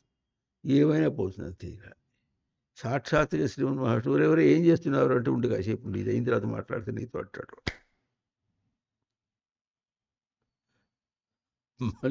మన్మథో దుర్విలాస. వాడి విలాసం ఎటువంటిది? దుష్ట విలాసం. శేషశయ్య ఎక్కడ పడుకుంటాడు?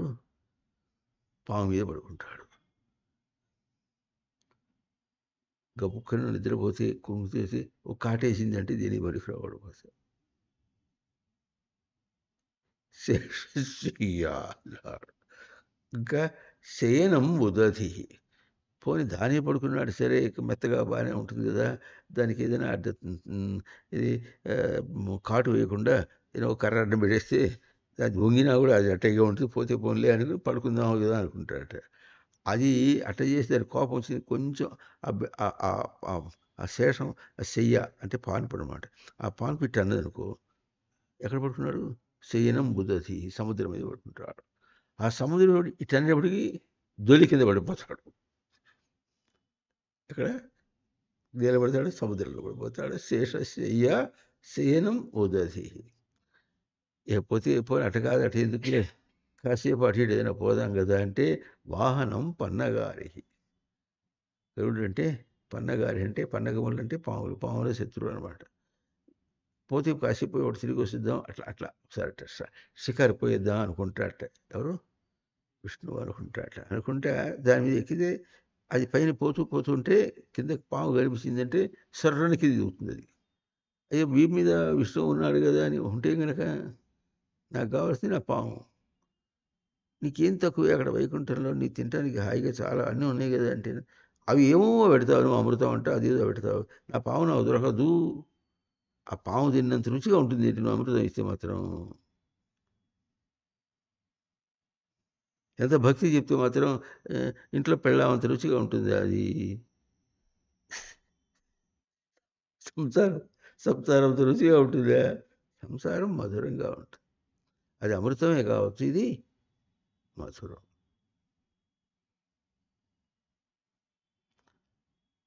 అది ఏమవుతుంది? స్కర్రం దిగుతుందిట. విష్ణువు గతి అట్ట ఉందిట. స్మారం స్మారం స్వగృహ చరితం. తన పెళ్ళాలు ఎట్లా ఉన్నారు, ఇలా కొడుకు ఎట్టున్నాడు, పడుకుంటేనో తన పడకట్లా ఉంది, ఆ పడుకునే చోటు అట్లాగే ఉంది. మనంటే చక్కగా ఇల్లు కట్టుకొని చేసుకొని పడుకుంటాం, ఇట్లా యూఫామ్ బెడ్ వేసుకొని పడుకుంటాం. అది ఎట్లా ఉంది, పోనీ కాసేపటి పోయేది అంటే వాహనం అట్లా ఉంది.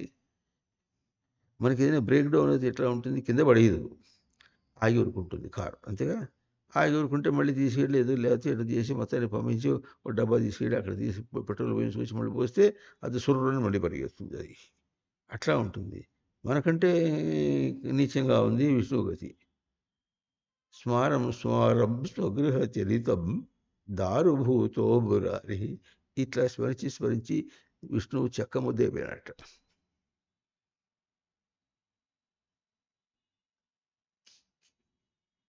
ఇది తెలివి కాదురా ఇది.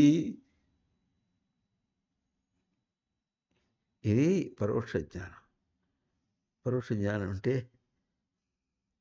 ఈ జ్ఞానము పాలన చేస్తే వచ్చేది. ఎవరి పాలన చేయాలి? విష్ణుని పాలన చేయాలా, తండ్రి పాలన చేయాలా? ఇప్పుడు వీడేం చేస్తాడు? యమధర్మరాజు అంటాడు, దున్నపోత అంటాడు, యమలోకం అంటాడు. యమలోకం ఎక్కడుంది అంటే అక్కడ అక్కడ అక్కడ ఉంది. అక్కడ చచ్చిపోయిన వాళ్ళందరూ పోతారు, అక్కడ ఉంది అంటాడు. వాడు ఎక్కడికి పోతారు చెప్పరా ముందు? అక్కడ అక్కడ ఉంది అంటాడు.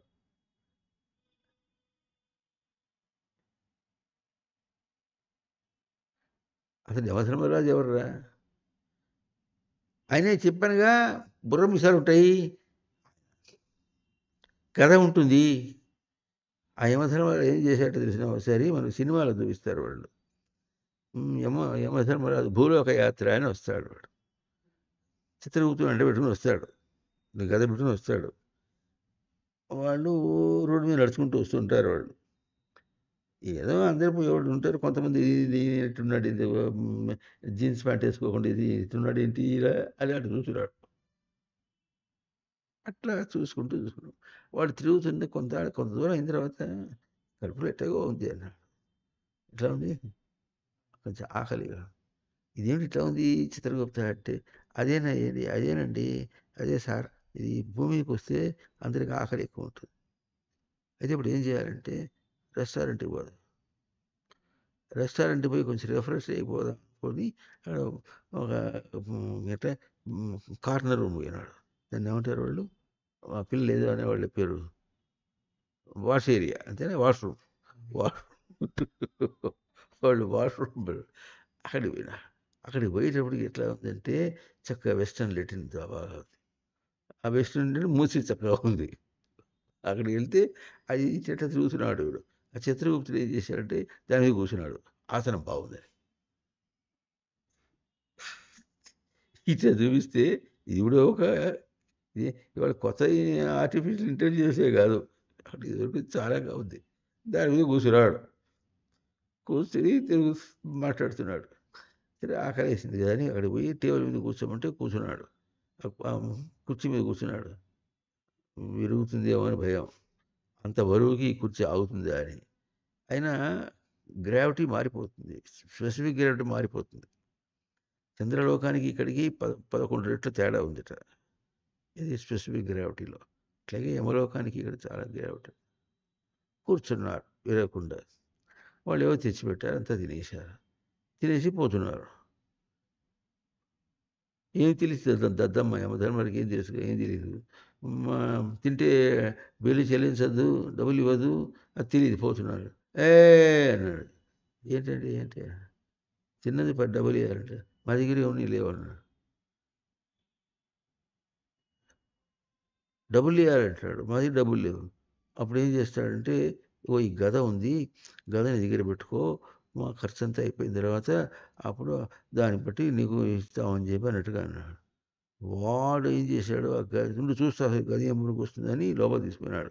లోపల తీసుకుపోతే అటువంటి అంత బంగారం, అంత విలువ భూమి మీద ఎక్కడ కనిపించదు వాడికి. అది చూశాడు, ఇది బాగానే ఉంది కానీ వాళ్ళు ఎవరో అజ్ఞానంలో ఉన్నారు వాళ్ళు. దీనికి ₹1,00,000 వస్తాయి అన్నాడు అంతే. ₹1,00,000 అయ్యేదాకా ఇది నా దగ్గర తాకట్టు పెట్టు, నువ్వు తిను అన్నాడు. వాడు ఏదో ఏదో మాట్లాడుతుంటాడు. మాట్లాడుతుంటే వాడిని తీసుకొచ్చి పోలీస్ స్టేషన్‌లో తీసుకొస్తారు యమధర్మరాజుని. పోలీస్ స్టేషన్ పట్టుకొస్తే వాడు "ఎవరు నువ్వు" అంటాడు. "యముండా" అంటాడు.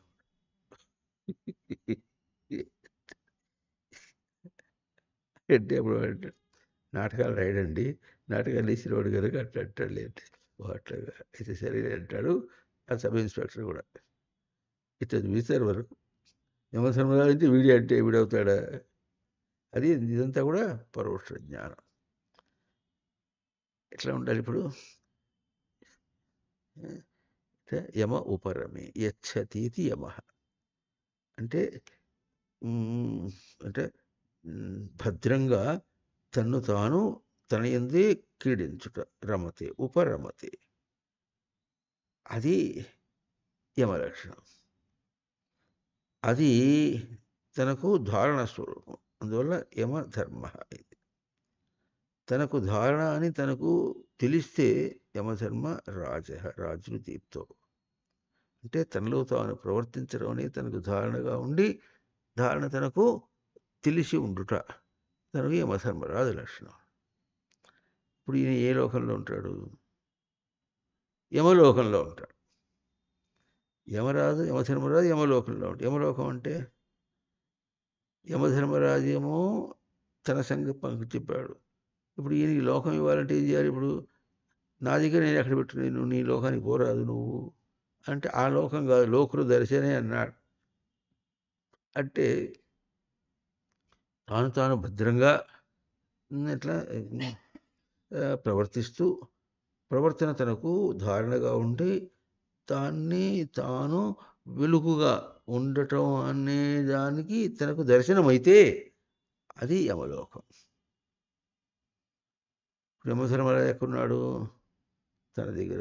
ఇందాక విష్ణువు ఉన్నాడంటివే. యమధర్మరాజు కూడా యమధర్మరాజు కూడా ఉన్నాడా? ఆహా! సరేలే అయితే అంటాడు. ఉన్నాడు. ఉండి ఏం చేస్తున్నాడు? తనను ఇంకా ఏం చేయాలి ఇప్పుడు? యమధర్మరాజు కూడా తన దగ్గర ఉన్నాడు. మరి ఆయనకి వాహనము దున్నపోతు వాహనంగా ఉంటుంది. అంటే మనకు యమధర్మరాజు అంటే తనందు తాను భద్రంగా తాను ప్రవర్తించుకుంటూ దాన్ని ధారణగా పెట్టుకొని, ఆ ధారణగా పెట్టుకున్న దానిలో ఉన్న తనకు వెలుగుగా ఉండటము, ఆ వెలుగును దర్శనం చేయటం అనేది ఆ ధారణ చేయడం అనేటి యమధర్మరాజు తనకెట్ట కనిపిస్తున్నాడంటే దున్నపోతులా కనిపిస్తున్నాడు. ప్రాపణ ఎవరిది? తనకు ప్రాపణ. అందుకని యమధర్మరాజుకి దున్నపోతు వాహనం అయింది. లేకపోతే యమధర్మరాజు వాహనం ఎందుకు? నీ మొహానికి యమధర్మరాజు నీ వాహనం కూడా కావాలంటే సొర్రని వచ్చేస్తాడు. వచ్చి పీకిలు వెళ్ళిపోతాడు.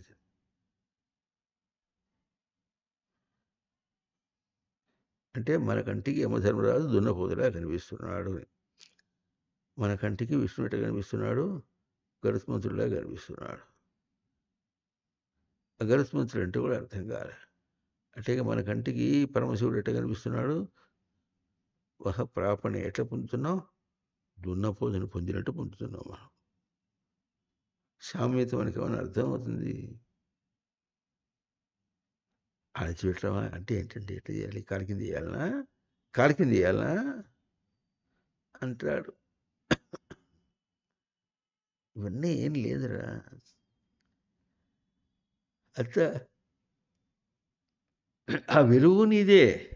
ఆ వెలుగునితో పొందటం అనేది ఆ కుస్తీ పడతావు అదంతా నీదే. అంత నీ దగ్గరే ఎక్కడ బయట ఏం లేదురా అన్నాడు. ఇది తెలివి సవరణ. ఇవి ఎట్లా చెప్పుకున్నామో అట్లాగే నాకు ఏం కావాలి? మంచి అప్సరస లాంటి పిల్ల రావాలంటాడు. ఇంతెందుకు అప్సరసనే చేస్తే సరిపోతుంది. ఇక పిల్ల ఎందుకు? లాంటి ఎందుకు కనుక అంత లావుగా ఎవరు ఉండరు. ఇట్లా అప్సరస అంత లావుగా ఎవరు ఉండరు. అప్సరసని తెస్తే సరిపోతుంది. రావణాసుడికి మండోదరిని చూపించి పార్వతి అంటే ఎట్లా పెళ్లి చేసుకున్నాడో పైగా చూసేటప్పటికి ఏమవుతుంది, తా వచ్చింది రంభ, తా మునిగింది గంగ. ఎవరిని చూసేటప్పటికి ఇదే అప్సరస అంటే ఇట్లా. అవునా, ఇది వాడి యొక్క తెలివి. ఏం తెలివి ముందు అప్సరస కావాలి. ఇంకా కుబేరుడు వెంకటేశ్వర స్వామికి పెళ్ళికి అప్పు ఇచ్చాడని, అంటే నాకు కూడా ఎవరన్నా అప్పిస్తే బాగుంటుంది. ఇస్తాడు, నీకు ఎందుకు కనుక ఇస్తాడు. ఇప్పుడు ఏం చేస్తాడు, అందరి దగ్గర అప్పులు చేసిన తర్వాత ఏం చేస్తాడు, ఐపీ పెట్టేస్తాడు. ఐపీ అంటే ఏదో దానికి ఏదో ఎక్స్పాన్షన్ ఫార్మ్ మీద ఉంది. Installment petition. అది నువ్వు చెప్తుంటాను, పక్కన ఉంటున్నాను, నువ్వు చెబుతుంటే నేను చేస్తుంటాను. ఐపీ పెట్టేశాడు అంటే చేత కాదని, తీర్చడం చేత కాదు. చేత కాదని ఎత్తేసిన వాడికి ఏం చేస్తాడు, ఎందుకు చేత కాదంటే తన ఆస్తుల్లో ఏం లేవు. ఆస్తులు లేని వాడికి చూసి నువ్వు ఎట్ట ఇచ్చావురా నువ్వు అని కోర్టు వాడు ఎదురు వాడి మీద తిరుగుతాడు. ఏం చూసుకోకుండా ఇచ్చావు నువ్వు. అప్పుడు ఏం చేసుకోవాలి, నవద్వారాలు మూసుకొని తిరిగి రావాలి. ఓటమిని గెలుపుగా అనుకుని రావాలి. దానికి కూడా ఒక సామెత ఒకటి తెలిసిన మీకు, కోర్టులో పిటిషన్ ఇస్తే గెలిచిన వాడేమో ఇంటికి వచ్చి ఏడుస్తాడట, ఓడిపోయిన వాడు కోర్టులో ఏడుస్తాడట. ఇంటికి వచ్చి ఎందుకు ఏడుస్తాడు, ఎంత ఖర్చు అయిందో అని. తిరిగి తిరిగి తిరిగి ఇంత అయిపోయి గెలిచినప్పటికీ కూడా ఏదో అట్లా ఉంటాడట. కనుక అట్లాగూ పెళ్ళాం కావాలంటే అక్కడ చూస్తాడు ఏమిటో. పెళ్ళాం కావాలన్నా భార్య కావాలన్నా అంటే అదేలే, అదే అదే పెళ్ళామే, అదే భార్య అంటాడు. ఈ పిండాకుడు పెళ్ళాం అంటే భార్య కాదురా, భార్య అంటే పెళ్ళాం కాదురా. పెళ్ళాన్ని చూపించి నా భార్య అంటాడు. నా భార్య అంటే నా చేత భరింపబడేది అన్నాడు. నాకు భరింపబడేది కావాలి అంటే చీపురు గడ్డ తిరిగి వస్తుంది. నేను భరిస్తున్నా అంటే ఏడు సేవలేని చీపురు గడ్డ తిరిగి వస్తుంది. తనకు భరించేది కావాలి. తను భరించేది ఎవరు, నేను భరించేది నేనే. నేను యొక్క భారం ఎవరు తీసుకోగలడు, నేనే. నేనుకు భార్య నేను, నేనుకు మొగుడు భర్త నేనే. భ్రియతే ఇది భార్య, అది కర్మణి ప్రయోగం. కర్మణి ప్రయోగం అయ్యేటప్పటికి పెళ్ళం అయిపోయింది. కర్తరి ప్రయోగం అయ్యేటప్పటికి భర్త అయిపోయినాడు.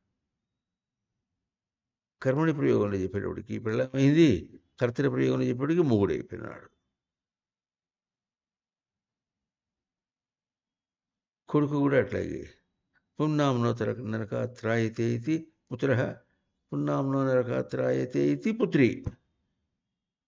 అక్కడ కర్తరి ప్రయోగం లేదు, కర్మణి ప్రయోగం లేదు. కర్తరి ప్రయోగంలోనే కొడుకు అయినాడు, కూతురు అయిపోయినాడు. ఏం చెప్తున్నాను నాకేం అర్థం కాలేదు. పెళ్ళాం అంటే ఇట్లా ఏం చెప్పినా ఎక్కడెక్కడో తీసుకుపోయి చెప్తే నాకేం అర్థం అవుతుంది. మరి ఏమనుకున్నావు తెలివి సవరణ చేయటం అంటే?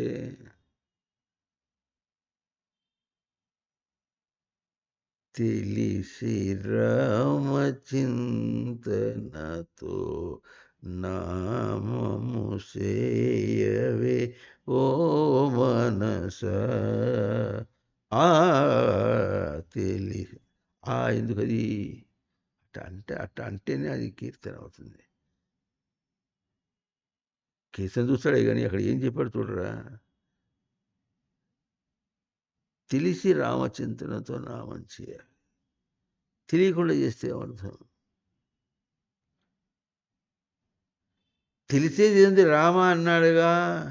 రాము రామ్, జై శ్రీరామ్. రామ్, మీరు రామ్ అన్నాగా. జై రామ్ అంటే జై వస్తా అంటే, మీరు రాము అంటే జై వస్తా అంటే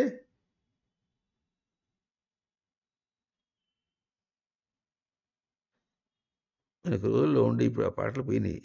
జేజేలు జేజేలు అని మా తెలుగు తల్లికి మళ్ళీ పోతుంటే మా కన్న తల్లికి మంగళహారతులు దానికి జేజేలు అని ఇట్లా వస్తుండే. ఆ పాటలు వెనక రోజులు వాళ్ళ స్టైల్ అంతా వాళ్ళ సంస్కారంతో రాశాడు. అవన్నీ పనికిరావు మనకు. తెలుగు తల్లి అంటే ఆడపిల్ల, తెలుగు తల్లి అని ఆడపిల్లని పెట్టేశారు, అయిపోయింది. మరి ఆంధ్రప్రదేశంగా ఉన్నప్పుడు తెలుగు తల్లి పెట్టాడు. ఆంధ్రప్రదేశ్ నడిపోయిన తర్వాత తెలుగు తల్లి ఎందుకు అది తీసుకొట్టేసి ఇంకో ఆడపిల్లని పెట్టాడు అక్కడ. ఇంకో పెట్టి తెలంగాణ ఏందో అంతే. సరేలే అయితే తెలివి ఏదిరా? ఉనికిని కూకటి వేళ్లతో పీక వదిలి పారేస్తుంటే ఈ తెలివి ఎట్లా అవుతుంది? ఉనికిని తెలివిట తెలివైతే కూకటి వేళ్లతో పీక వదిలి పారేస్తే తెలివి ఎట్లా అవుతుంది?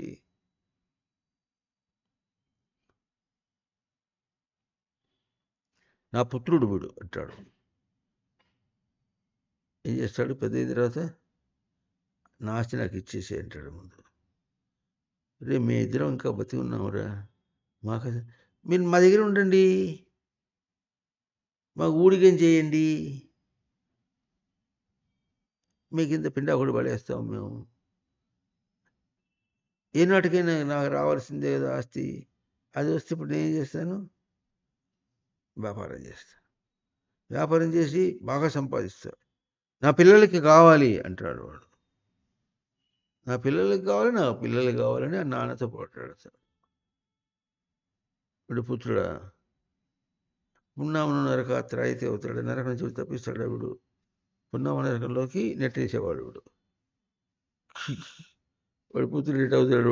వాడు కాడు. అయినా అది తెలివిగా మాట్లాడితే అప్పుడు పంచాయతీ పెట్టుకొస్తాడు, అందరినీ పెట్టుకొచ్చి అవునండి అవును ఎట్లా చేస్తాడు, మనకు లేవు ఏం చేస్తాం, ఏదో కాస్త కూస్తూ ఉంది కదా, అది ఉన్నది ఆ కాస్త తెగ నమ్మేస్తే అది పెట్టుకుని అమ్మేసామనుకోండి, అప్పుడు ఏమవుతుంది? రూపాయి 10,000 అవుతుంది. రూపాయి 10,000 అవుతుంది. నాకు అంత తెలివి ఉంది. ఏముంది? తెలివి. అంత తెలివి ఉంది. అది కదా తెలివి. బాగా సంపాదించారు తెలివి గల వాళ్ళు. ఏమీ లేకుండా అన్నీ వదిలించుకొని మోసపోతే, నష్టపోతే అంతా అందరికి అప్పుల వాళ్ళందరూ అప్పులు ఇచ్చేసి కట్టుబట్టలతో వచ్చారు. కట్టుబట్టలతో వచ్చి ఎవరో ఒక ఆయన చిన్న ఇది చేసి గవర్నమెంట్ కాంట్రాక్ట్ ఒకటి ఇస్తే చక్కగా వాళ్ళందరూ కూడిగా చేసి శ్రమించి ఎదిగి వృద్ధిలోకి వచ్చారు. ఎక్కడికి వచ్చారు? వృద్ధిలోకి వచ్చారు వాళ్ళు. ఇది కదా తెలివి. అందరికి చేత అవుతుంది ఇది. ఇట్లాగూ ఎన్ని ఇచ్చినా ఆ మొహం ఏదో మొహం అట్లాగే ఏడు మొహం ఈడుపు కాళ్ళని పేదరికాన్ని చూపించుకుంటూ ఏడుస్తుంటారు వాళ్ళు. తెలివైన వాళ్ళు. ఆ తెలివితో ఏం చేయాలి ఇప్పుడు? తెలివితో అహంకరించి అహంకారంలో పోవాలి. కనుక ఇప్పుడు కావాల్సింది ఏంటి? ఉనికి యొక్క తెలివి ఎట్లా ఉంటుందంటే అక్కడ ఉనికిని పోగొట్టుకుంటున్నాడు కనుక ఉనికిని అందించేటట్టుగా సవరించాలి. ఆ తెలివి ఎట్లాగా ఉంటుంది? ఇందాక మరి విష్ణువు గడి చెప్పున్నాము, మరి ఈయన ఎవరు యమధర్మరాజు గట్ట చెప్పున్నాము. అట్లాగే సంపద అన్నారు. సంపద అంటే వికలం కాకుండా పొందేది ఏదో సంపద. సంపద్యతే. వికలం కాకుండా పొందేది సంపద. ఇప్పుడు చెప్పు, నువ్వు ఏమి చెప్తావో చెప్పు, అది వికలం కాకుండా ఉంటుందా? కాసేపు వదిలించి పాత అంటుంది. నేను పాతాన నువ్వు పోతే నేనంటే బతికేది అంటే ఇన్నాళ్ళు చూపించాను కదా, కొంచెం తెలివి ఉండదు నీకు, ఆ తెలివితో బతకాలి. ఎన్నాళ్ళు నేను నీ దగ్గర కాపురం ఉండేది, ఇంకా నాకు చాలామంది ఉన్నారు, అందరినీ మోసం చేసి రావద్దు నేను అనిపోతుంది. అర్థమవుతుందా? ఇవన్నీ కూడా నడమంత్రపు సిరి అన్నారు. నడమంత్రపు సిరి ఇతరకు శ్రీకాల్ అని మనకు తెలియాలి. అది ఎప్పుడు తెలుస్తుందో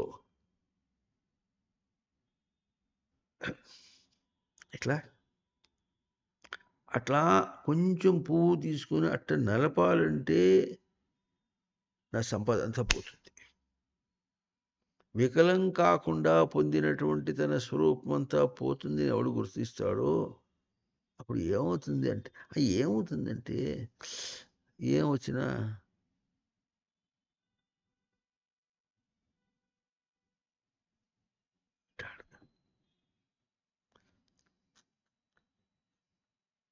గోడగా చెబితే ఎట్లా గోడ వినిపించుకోదో అట్లాకు గోడలాగా ఉంటాడు. వాటి ఎందుకు చెలించడు. ఓహో సరేలే అయితే, ఓహో అట్లాగా, ఓహో సరేలే అయితే నువ్వే తీసుకోలే, నాకు వద్దులే నువ్వే తీసుకో. ఇంకోటి వస్తాడు, ఇంకోటి అంటాడు, ఓహో సరేలే ఇంకోటి వస్తాడు, ఏమిరా నీ గోల, వచ్చిపోయేవాళ్ళందరూ కూడా నన్ను ఊరిని తెంపు గోల పెడుతున్నారు, నువ్వేమిటంటే నేనేం గోల పెట్టాను, నీకు ఆశ పెడతా అంటాడు వాడు.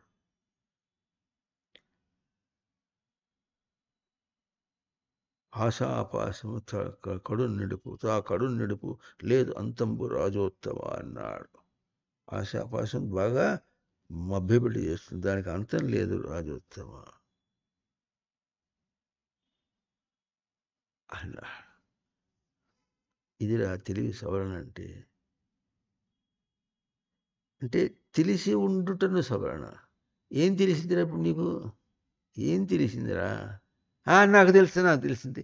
ఏం తెలిసిందిరా నీకు దద్దమ్మా అంటే? నీకు తెలిసిందంటే దద్దమ్మా అంటాడేమిటి?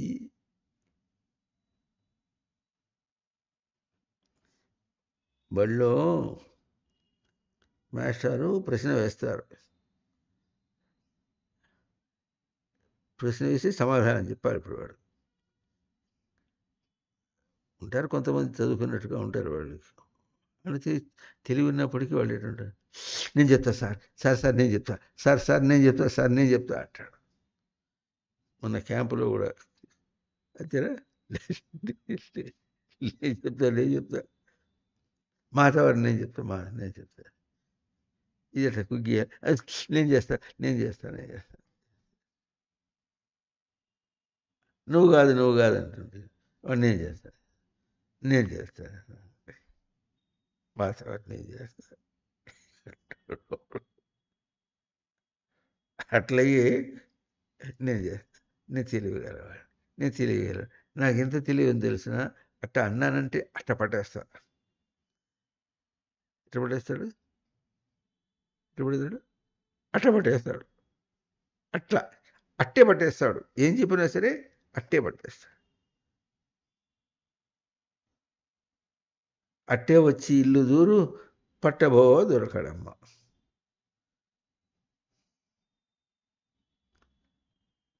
అది కృష్ణలీలలు. కృష్ణలీల అంటే ఇప్పటికి అది కూడా ఒక విశేషమే. కృష్ణలీల అంటే ఏం చేస్తాడంటే, మన కృష్ణాష్టమి ఎదురుగుండ కాలేజీల వాళ్ళు ఉట్లు కొట్టారు. ఇప్పుడు కృష్ణులు ఘనగా గొప్పగా భక్తిగా చేయాలంటే ఏం తెలుస్తుంది? ఉట్లు కొట్టాలి. తర్వాత ఇల్లు కొడతారు, ఇల్లు కొల్లగొడతారు.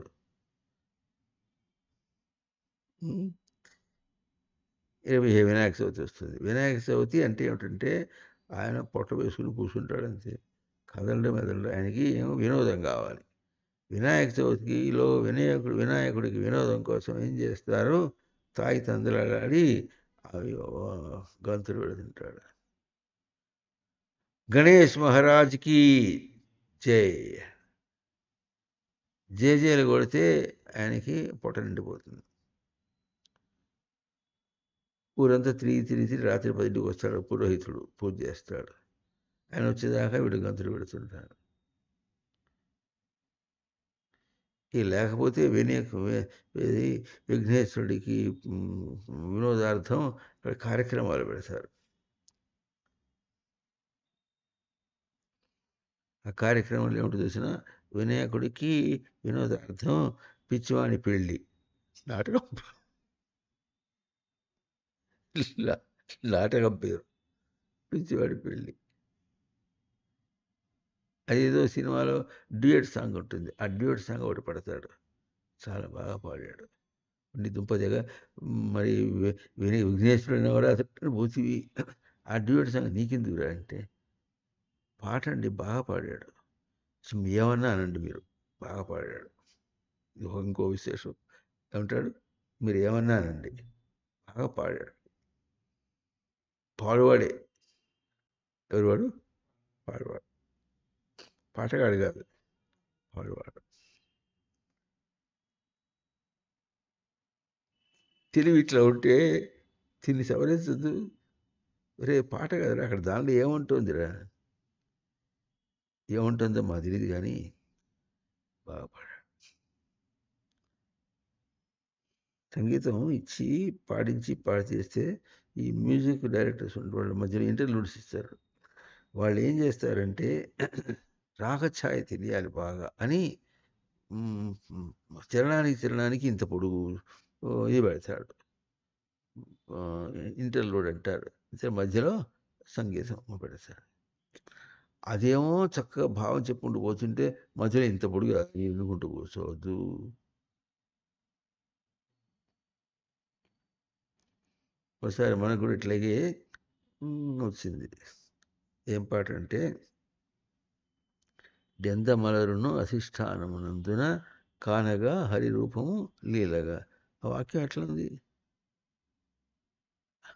ఆ ఆ భావానికి అందుకుంటూ వెళ్ళిపోయే ఆ వేగానికి ఇదేది, ఇది పెట్టుకుంటూ ఏది మ్యూజిక్ పెట్టుకుంటుంటే ప్రతిదానికి ఇంత పొడుగు పెడతానంటే, ముందు ఒక ఒక చరణానికి అక్కడ మధ్యలో ఆ, నెమలి ఎట్లా ఆడుతుందని అటువంటి ఏదో ఒకటి చెప్పి, అప్పుడు అప్పట్లో సితారు కావాలంటే వాడిని బతిమలాడి వాడికి ఏ, కాళ్ళు మొక్కి వాడిని పిలుచుకురావాల్సి వచ్చింది. రూ. 1000 ఇస్తే వస్తా అన్నాడు. రూ. 1000 ఇచ్చి పోతూ పోతూ కార్లు ఎక్కించుకొని తీసుకుపోయి ఆ కాస్త వాయించడం బాగానే ఉంది. వాడు ఉన్నాడు కదా అని చెప్పేసి అన్ని చరణాలకి వాయిస్తానంటే అట్టుంటుంది. అప్పుడు అతను ఏమన్నాడంటే, అట్లా కాదు, చిన్న చిన్న బిట్ ఇవ్వని చెప్పా. అంటే అట్లా బాగుండదండి అంటాడు. బాగానే ఉంటుంది ఇచ్చే. ఇప్పుడు ఏం చేస్తాడు? ఆ తర్వాత బాగుంది. అది ఊరినే అంటించినట్టుగా ఒక చరణం అయిపోయింది. ఇంకో చరణానికి మధ్యలో చిన్న బిట్ ఇచ్చేసి ఆ భావం ఇస్తే ఆ భావ పరంపర మీద రావాలి మనిషి. సంగీతం అంటే అదే చూస్తాడు. ఎందుకంటే మాకు గురువు గారు ఉన్నారు. ఆయన చెప్పాడు. ఏం చెప్పాడంటే, సంగీత జ్ఞానము భక్తి వినా సన్మార్గము కలదే మనసా, సంగీత జ్ఞానము భక్తి వినా భృంగినటేశ సమీర జఘటజ మాతంగ నారదాదులు పాసించు సంగీతజ్ఞ. వాడు సంగీతం వాడు ఉపాసన చేశారా? వాళ్ళు నాదుడు సంగీతం ఉపాసన చేశాడా?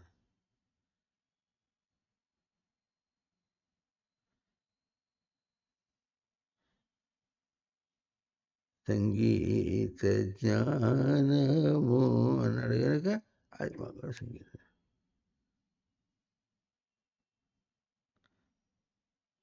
అర్థం అవుతుందా? అర్థం అవుతుందా? మనం కూడా అదే పట్టుకుంటే, నువ్వు సంగీతం పట్టుకుంటే నేను బుర్ర బుర్ర రామకీర్తన వాయిస్తా. ఆహా, ఓహో, చెప్పిన కథ చెప్పిన చోట చెప్పకుండా చెప్పుకుంటూ వస్తున్నారు. కించిత్ గాత్ర లోపమైంది. కాసి పాలల్లో మిరియాలు వేసి కాస్త పాలిపించండి. పవమాన సుతుడు పాటు పాదార వినుతమైన నీ నామారూపములు. ఇట్లా పాడుతుంటే మనకు రోజు జరుగుతుండేవి. ఇది కాదురా భక్తి అంటే ఎట్లా చెప్పాడు, ఇది కాదురా పెళ్ళాం అంటే ఇది కాదురా, సంసారం అంటే ఇది కాదురా. సంసారం అనే పదాన్ని కూడా చెప్పను, ప్రతిదీ సవరించుకోవాల్సినటువంటిది, జీవితం అంతా కూడా సవరించుకోవాల్సినటువంటిది. అది తెలివి కావాలి. ఎట్లా సవరించుకోవాలి జీవితం అంతా అంటే, అదేమో బయటగా కనిపిస్తుంది, తానేమో లోపలగా చూస్తున్నాడు. చూపు లోపలిది చాలా వాట. అట్లాగే ఏదైనా ఏ ఇంద్రియమైనా సరే ఇప్పుడు అది లోపలది. ఆ లోపలది ఎట్లా ఉంటుంది, అది ఉన్నది ఎట్లా ఉంటుందంటే, తన కళ్ళు ఉన్నాయి, బయట అంతా చాలా ఉంది. తన కళ్ళు ఒక్కటి ఉంటే బయటవన్నీ తను ఎక్కడ చూస్తాడు ఎట్లాగో. చెవి అంటూ ఉంటే బయటవన్నీ ఎట్లా వింటానంటాడు. ఆ ముందు అక్కడ తేడానే అర్థం చేసుకో. తనంత వాడు, బయటవన్నీ శబ్దములైతే తాను వినేవాడు ఒకడే, బయటవన్నీ దృశ్యములైతే తాను దర్శనం చేసేవాడు ఒకడే, బయటవన్నీ తాకుతుంటే అది తాకినట్టు గ్రహించేవాడు తాను ఒకడు. ఇందాక ఏం చెప్పను, గరుత్మంతుడి శబ్దానికి కూడా గరుత్ డీయతి అంటే గ్రహింపు వ్యక్తీకరణ యందు విహరించడం ఎట్లా ఉంటుందో తన స్వరూపం అది. అట్లా విహరించుకుంటూ వెళ్ళిపోతుంటే అన్నీ తనకేం కనిపిస్తాయి, తన గ్రహింపు వ్యక్తీకరణ. చివరికి ఏం మిగిలిందిరా అంటే, ఏం మిగిలిందంటే వాడు ఎట్టా అనుకున్నాడో వాడు ఎట్ట బతికాడు. ఆ బతికినవన్నీ పోయినాయి, వాడిని దెబ్బ కొట్టి పోయినాయి అంటాడు. ఏం దెబ్బ కొట్టింది, ఏం కాల, ఏం చూపించింది, ఏడు మొహమా. ఏమి అట్టగా గ్రహించడం అంటే అదే గ్రహించడం. ఏం గ్రహించడం రా, గ్రహింపులో ఉనికిని పోగొట్టుకున్నట్టు ఏడుస్తే, గ్రహింపులో ఉనికిపోతే చిన్న సూత్రం. ఎప్పుడైతే నీకు ఏడుపు అన్నటువంటి వచ్చిందో, చివుక్కుమన్నది అయిపోయిందో,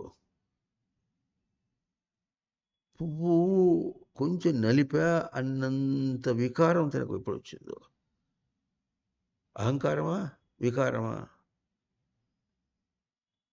కిం కరోతి, వికారం చేసుకుంటున్నాడు.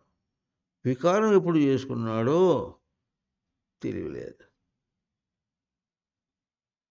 లోకంలో నీకు తెలియలేదురా అంటాడు. లోకంలో తిట్టించుకుని వాడు ఎందుకు ఏది తిట్టారు, లోకంలో లౌకికంగా బతకడానికి చేత కాకపోతే తెలియలేదని తిట్టేసుకున్నాడు. అప్పుడు కోపం రాలే, ఎందుకంటే నిజమే ఉంటుంటే వాడు డబ్బు సంపాదించి బాగా బతికేవాడిని. ఎట్లా బాగా సంపాదించి బాగా పుట్టిన అనకూడదు, అట్లా బాగా బతికాను అనాలి. బాగా బతికేవాడిని తిలక ఎగరేయాలి, బతికేవాడిని. కనుక వాడు తెలియలేదని బాగానే ఉంది. మీరు కూడా తెలియలేదంటే ఎట్లా, ఏదో బతుకుతున్నాగా, నేనేం చావలేదుగా అంటాడు. ఉండిపోతే చావడానికి రెడీగా ఉన్నవాడు. అది కూడా ఎట్లా ఉన్నాడంటే, ఎన్ని చావులు తెచ్చాడంటే, ఎన్ని జన్మలు ఎత్తాడో అన్ని చావులు తెచ్చాడు, ఎన్ని మాటలు పుట్టాడో అన్ని మాటలు చచ్చాడు. అంతేనా, ఎన్ని చేపట్టాడో అన్నీ వదిలేశాడు, చేపట్టినవన్నీ వదిలేశాడు. అదే తెలుస్తుంది, ఆ ప్రవాహమే కనిపిస్తుంది, ఆ పరిగెత్తుడే కనిపిస్తుంది.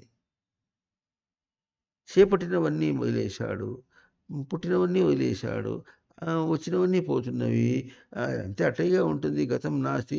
ఇదే మాటలు మాట్లాడితే దానిలో నీకేమర్థమైందిరా, నీ బతుకు నీకేమర్థమైంది ఆ మాటల్లో.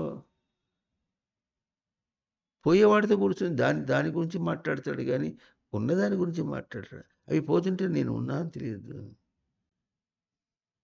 ఆ మాత్రం తెలిస్తే అప్పుడు ఓ తెలివి, ఆ మాత్రం తెలిస్తే నీ అహంకారం సరిగ్గా ఉండదా, సరిగ్గా ఉండేది. అప్పుడు అహంకారాన్ని తగినట్టుగా చిత్తం ఏం చేస్తుంది, వికారం కాకుండా ఎరుకలో పెట్టుకుని ఉన్నా వికారం చేయకు నువ్వు. అవి ఎంత చేసినా బయటికి ఎన్నో వచ్చినా నీకు ఇబ్బంది లేకుండా ఉంటావు నీవు అని. అప్పుడు ఏమవుతుంది, ఈ చిత్తము బుద్ధికి చెబుతుంది. అప్పుడు ఈ బుద్ధిని బుద్ధి ఈ ఉనికి ఉండటం అంటే ఎట్లా ఉంటుందో ఇస్తే అది భద్రంగా ఉనికిని పెట్టుకుంటుంది. భద్రంగా ఉనికిని పెట్టుకుంటే ఇప్పుడు నాకు బాగా వస్తుంది. పైసలు అయిపోయినాయి, పర్సు ఖాళీ అయిపోయింది. ఇంత పర్సు తీసుకో, పర్సు నిండా డబ్బులు పెట్టేసి థ్యాంక్ యూ అంటాడు. థ్యాంక్ యూ అంటాడు. అది కాదురా తెలివి. బుద్ధి చక్కగా భద్రంగా ఉనికిని తెచ్చిపెట్టుకుని మనసుకి ఇస్తే ఆ మనస్సు కృతజ్ఞతగా ఎట్లా బతకాలో బతుకుతుంది. లేకపోతే ఏమవుతుంది? మా ఏముంటుంది, దాన్ని ఏమంటారు, బ్లూటూత్ ఏముంటుంది, బ్యాటరీ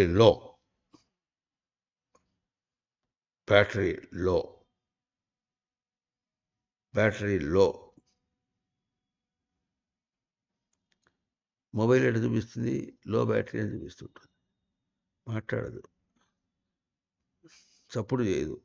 బ్లూటూత్ ఏముంటుంది, లో బ్యాటరీ. పవర్ ఆన్ అట్లా స్ట్రోక్గా చెప్తేనే బాగుంటుంది. పవరింగ్, లో బ్యాటరీ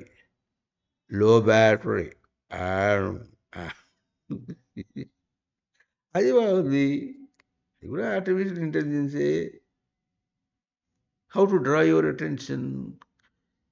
నీ అటెన్షన్ ఎట్లా గుంజుకు రావాలి? నువ్వు ఉనికి పోతానంటే ఎట్లా? ఉనికి పోకుండా నీ అటెన్షన్కి నువ్వు నిద్రపోకుండా ఉనికి పోతానంటే నిద్రపోవటం సోమరితనం అని వాళ్ళ లెక్క. ధ్యానంలో కూర్చున్నాడు అనుకో, ధ్యానంలో కూర్చుంటే ఆయన పలకరించాలని చేస్తాడు. లే,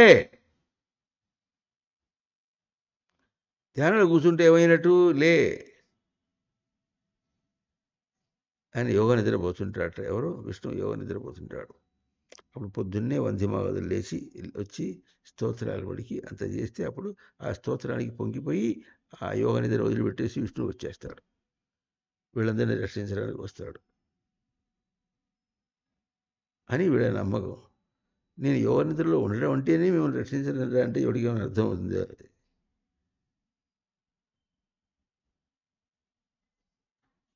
పొద్దున్న లేపుతారు, తర్వాత రాత్రికి పడుకోబెడతారు. जो अच्युतानंद जो जो मुकुंद रावे परमानंद राम गोविंद जो अच्युतानंद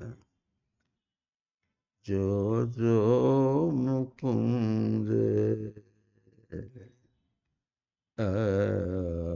ఇవ్వలేదు బాగా.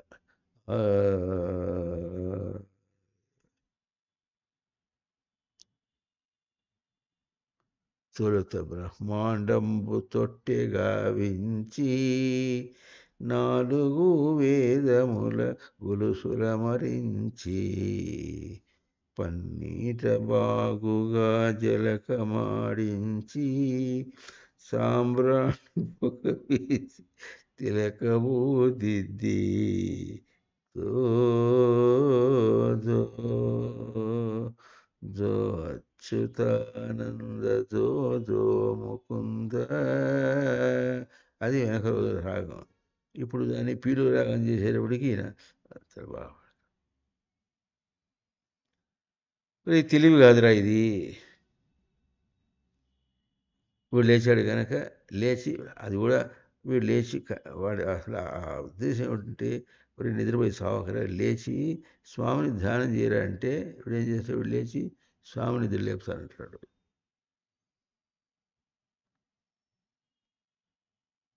ఊరికి ఉంటే బాగుంటుంది కనుక పెళ్ళాం పక్కన ఉంటే బాగుంటుంది. సతీ సమేతంగా ఉండాలి. అటు సతీ సమేతంగా ఉండాలంటే ఏం చేస్తారంటే అప్పుడప్పుడు మధ్యలో వదిలిపెట్టేస్తాడేమో అని, విడాకులు ఇస్తాడేమో అని ఏం చేస్తారు, మళ్ళీ పెళ్లి చేస్తారు.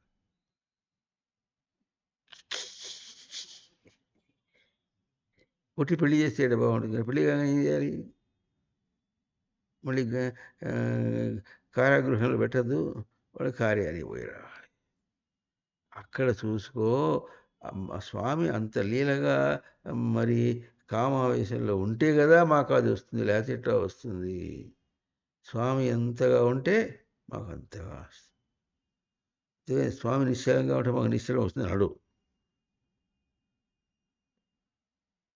అంత అయిపోయిన తర్వాత ఏం చేస్తాడు? జోలపాట పెడతాడు. ఆ జోలపాట పెడుతుంటే కాసేపు అయిన తర్వాత వీడు జోలపాడిన పాటకి స్వామి నిద్రపోతున్నాడు. ఆ నిద్రపోతుంటే అప్పుడు ఎవడన్నా వస్తే మాట్లాడదు. స్వామి నిద్రపోతున్నాడు.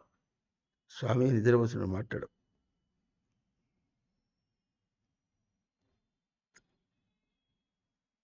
ఇప్పుడు వీడు ఆ, స్వామి తలంచుతున్నాడా, తనను తలంచుతున్నాడా, తనదంతా అక్కడ అంటబెడుతున్నాడా అని తెలియకపోవటం ఎట్లా అయిందో, అట్లాగే తను ఉండి కదా అవతలదంతా ఏదైనా వండించడం ఉండదో ఊడిందో చూడటానికి. ఆ మాట వీడికి అర్థం కావటంలే. అదంతా తెలివి అనుకున్నాడు. అది ఎంత తెలివి అనుకున్నాడు. ఇప్పుడు ఎంత తెలివి అనుకుంటే ఆర్టిఫిషియల్ ఇంటెలిజెన్స్ అంటున్నాడు. ఆర్టిఫిషియల్ ఇంటెలిజెన్స్ అయినా సరే అదంతా ఎటో చేసావు కదా, దేంతో చేసావు? చదవా? తెలివితో చేసావు కదా, ఆ తెలివి ఏమిట్రా? అదే అడగద్దు మాటి మాటికి, అది దానికోసమే. నేను ఏం చేశాను చూడు, చక్కగా వాడుకొని బతుకు, బాగుపడు. బతుకుని ఎట్లా ఉండాలి? అట్లా అట్లా సాఫీగా వెళ్ళిపోయేటట్టు ఉండాలి. రోబోట్ని పెట్టి చెప్తుంటే అది ఏదేదో అంటుంటుంది. అది ఎట్లా ఉంది, ఇది అడ్డం వచ్చింది, అది అడ్డం వచ్చింది అంటుంటుంది. మనం తుడవంగానే దాని వెంబడి ఉండి అది అడిపోయి ఇలా ఇంకోటి ఏదైనా ఉంటే ఇరుక్కుంటుంది. దానిలో ఇరుక్కుని ఇరుక్కుల్లా అంటుంది. అంటే ఇరుక్కుల్లా అంటుంది. ఇది అడ్డం వచ్చింది అంటుంది. దాన్ని వదిలిపెట్టే లోపల ఏం చేయాలి? అవతల తరఫున ఏమైనా వేసి ఉన్నాయో తెలిసినవి చూడాలి. లేకపోతే బాత్రూంలోకి వెళ్ళిపోతుంది అది. వెళ్ళిపోయి అక్కడి నుంచి ఆ బోరీలోకి వెళ్ళిపోతుంది. ఇక్కడున్నా అంటుంది అది. ఆర్టిఫిషియల్ ఇంటెలిజెన్స్ రా. అదే మనిషి ఎవరు తుడిచినప్పుడు బాత్రూంలో పోతాడు వాడు బోడు. చూద్దాం. ఈ ఆర్టిఫిషియల్ ఇంటెలిజెన్స్ వాళ్ళంతా ఏం చేస్తారో రేపు ఎంత ఎంత ఎట్లా ఎట్లా అట్లా అట్లా గాలిలో తేలిపోయినట్టుగా బతుకుతారట వీళ్ళందరూ ఇప్పుడు. గాలిలో తేలిపోతే సరిపోతుంది. ఇదంతా ఎందుకు లేనిపోతుంది. ఈ గాలిలో తేలిపోవటం అనేది ఎప్పుడో 1946లోనే ఎప్పుడో వచ్చింది. వాడు కీలుగురు సినిమా, వాడు గాలిలో తేలిపోతాడు సినిమా. అప్పుడు ఆర్టిఫిషియల్ ఇంటెలిజెన్స్ చూపించాడు వాడు. గాలిలో తేలిపోవచ్చు. కాదు సుమ, కల కాదు సుమ, గాలిలో తేలిపడేది కల కాదు, నేను చూడట పోతున్నాను, నిజంగా పోతున్నాను అంటాడు. పాట పాడతాడు వాడు.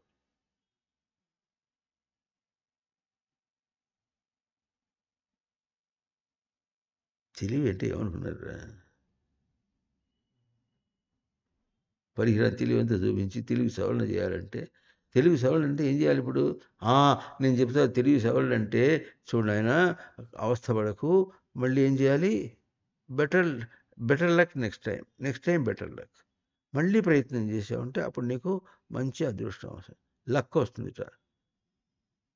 కుక్క వస్తుంది, లక్ కాదురా, కుక్క వస్తుంది. Next time better luck.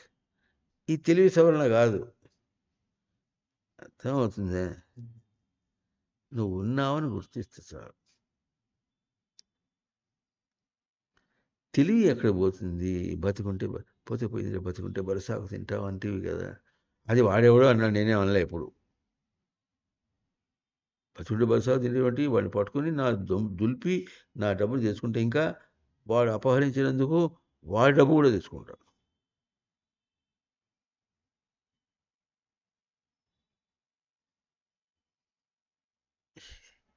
ఈ ఈ అతి తెలివిలో తెలివి కాదు.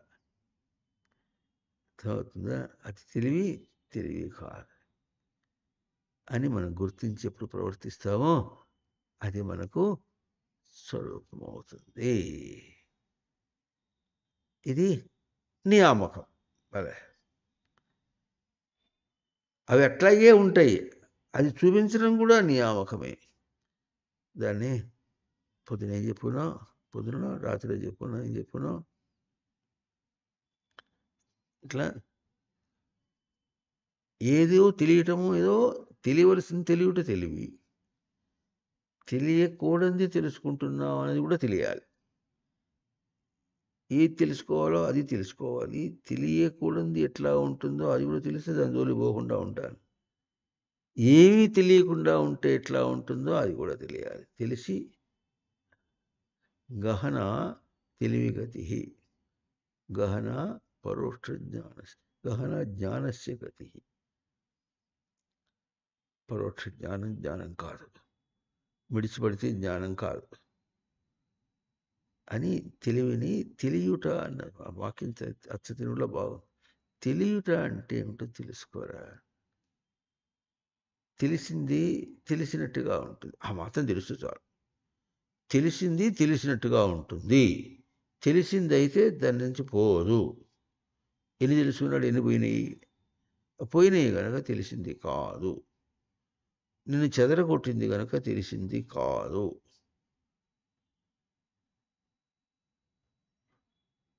తెలిసింది ఎట్లా ఉంటుంది? తెలిసినట్టుగా ఉంటుంది. కుదురు ఎట్లా ఉంటుంది? కుదురుగా ఉంటుంది. ఇది తెలివి సవరణ. ఇప్పుడు దీనికి కూడా దెబ్బ తగిలింది. దెబ్బయింది, నువ్వు ఎంత సవరించడానికి ప్రయత్నం చేసినప్పుడు కూడా తెలివి వచ్చి కొడుతూనే ఉంది దాన్ని పెట్టేయాన్ని. తెలివిని చెదరగొట్టేటప్పటికీ తెలివి సవరణ కూడా చెదిరిపోయింది. శ్రీమద్ రమారమణ గోవిందో హాయ్.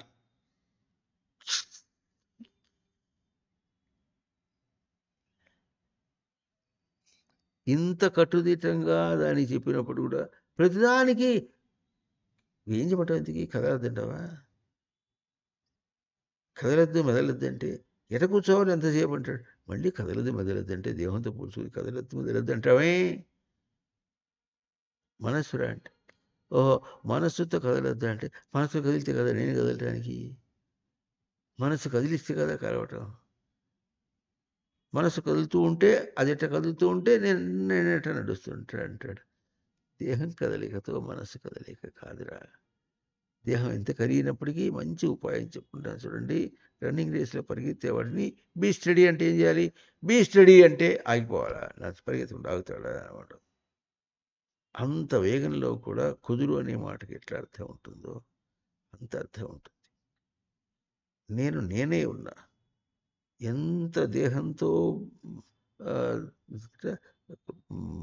ఆ, బతుకు అన్నటువంటి విధంగా ఎంత గడుపుతున్నప్పుడు కూడా అది నా బతుకు కాదు.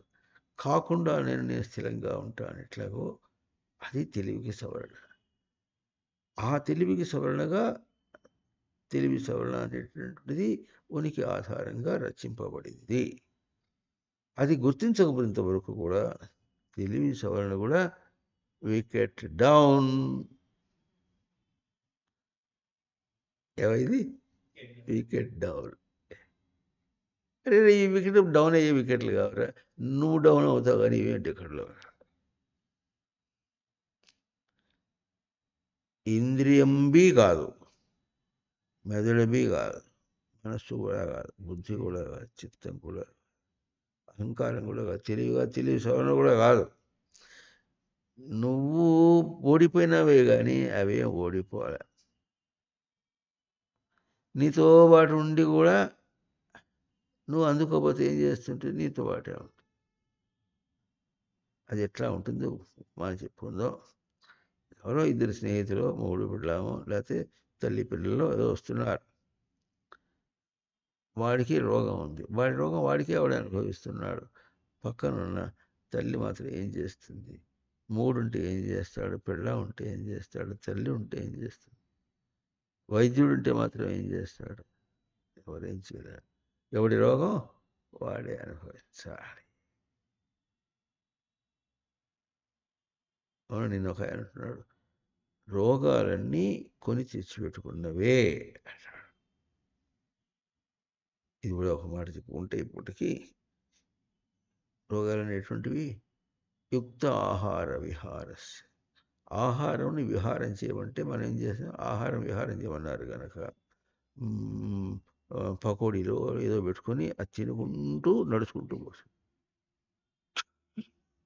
ఆహారం కాదు. ఆస్మృతో హరతి అనే ఆహారం ఏదుందో దానిని విహార విహర అంటే విశేషంగా తీసుకో.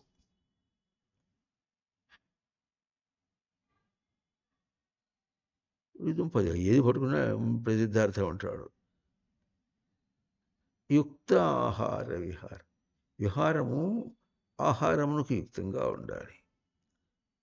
ఆహారం ఎట్లా ఉండాలి? విహారమునకు విశేషంగా తీసుకోవటానికి. ఇందాక గరుడు అంటే అని చెప్పుకున్నాం. గరుడు అంటే ఆ గరుసముద్రం పరిగిపోయేవాడు. ఆయన ముక్కు చూసేవాడు భయం వేస్తుంది. అట్లా కాదు. గరుత్ డీయతే అంటే గ్రహింపు వ్యక్తీకరణలోనే కదులుతుంటాడు. నా అన్యథ ఇంకో విధం కాదు. అది గరుత్మంతుడు ఎట్లా అనుకున్నామో అట్లాగే యుక్త ఆహార విహారస్య యుక్త చేష్టస్య కర్మసు. కర్మల యందు యుక్తుడై ఉండాలి. యుక్తుడంటే ఇది యోగి, తనను చేరేటట్టుగా ఉండాలి. కర్మతో చేసుకోవటం కాదు. కర్మ అన్నప్పటికీ బయట పంతోగా దాంతో చేరకుండా ఉండదు. తన పటకారు తన చేతిలో ఉంటే గిన్నె మోసుకొస్తాడు. పోతున్నాడు, గిన్నె కింద పడిపోయింది, పటకారు మాత్రం చేతుల్లోనే ఉంది. పట్టుకొస్తున్నా అంటే ఏం పట్టుకొస్తావురా?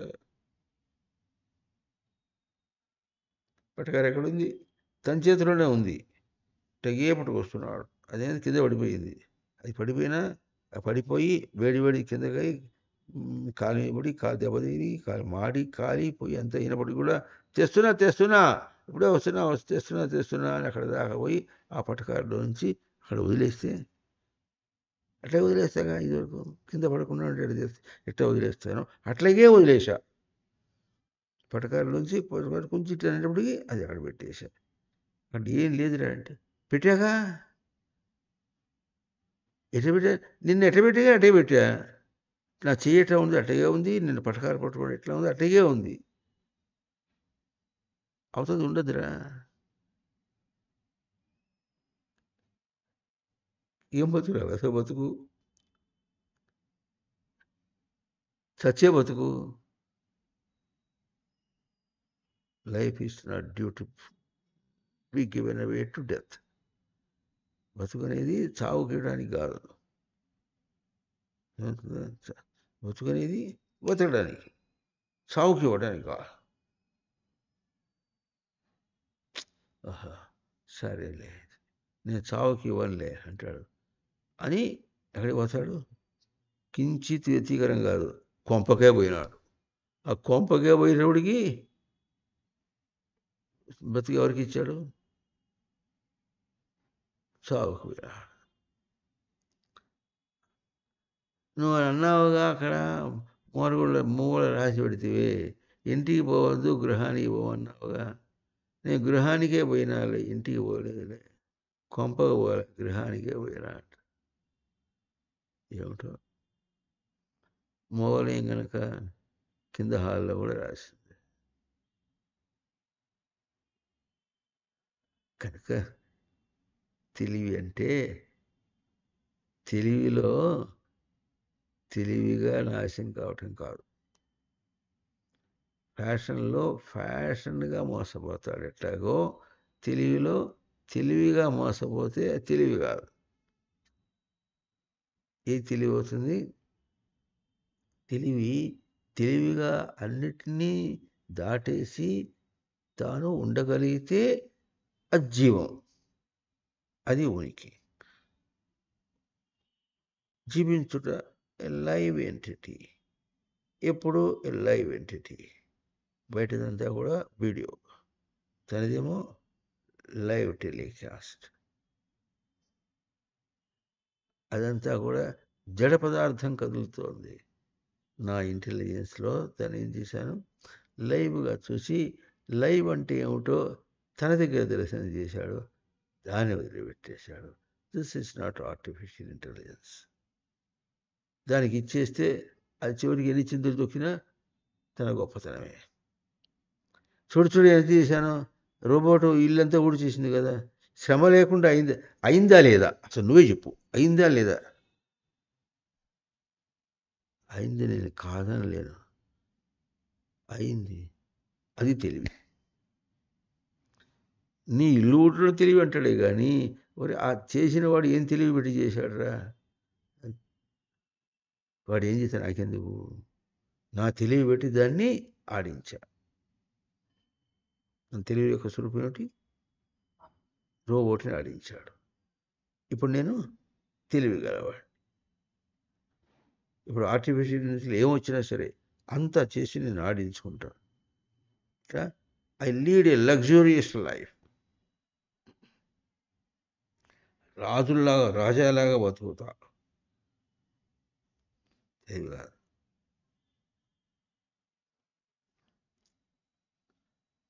ఉండడానికి ఇవన్నీ ఎందుకు? చచ్చేవాడికి పిల్లి ఎందుకురా అన్నట్టు. చచ్చేవాడికి ఇవన్నీ ఎందుకు?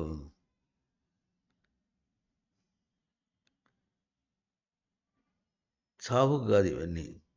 దేనికోసమని? ఉనికి దర్శనం కోసం. ఆ తేడా పడితే అప్పుడు పరోక్ష జ్ఞానం ఏమవుతుంది? ప్రత్యక్ష జ్ఞానం అవుతుంది. అపరోక్ష జ్ఞానం అపరోక్ష జ్ఞానమును తీసవతల వారేసింది. అపరోక్ష జ్ఞానము ప్రత్యక్ష జ్ఞానం అంటారు. ముందు పరోక్ష జ్ఞానమును దాటేస్తే అపరోక్ష జ్ఞానం అయితే అప్పుడు తనకు ప్రత్యక్ష జ్ఞానం. చెప్పండి. ఈశావాస్యమిదగం సర్వం యత్కించ జగత్యాం జగత్ తేన త్యక్తేన భుంజీతాః మా గృధః కస్యస్విద్ధనం. ఓం ఈశాయ నమః.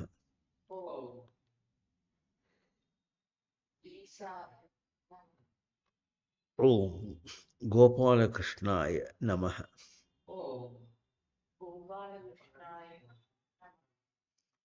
ఓం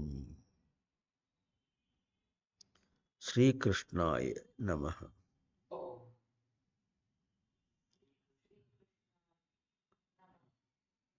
ఓం తత్ సత్.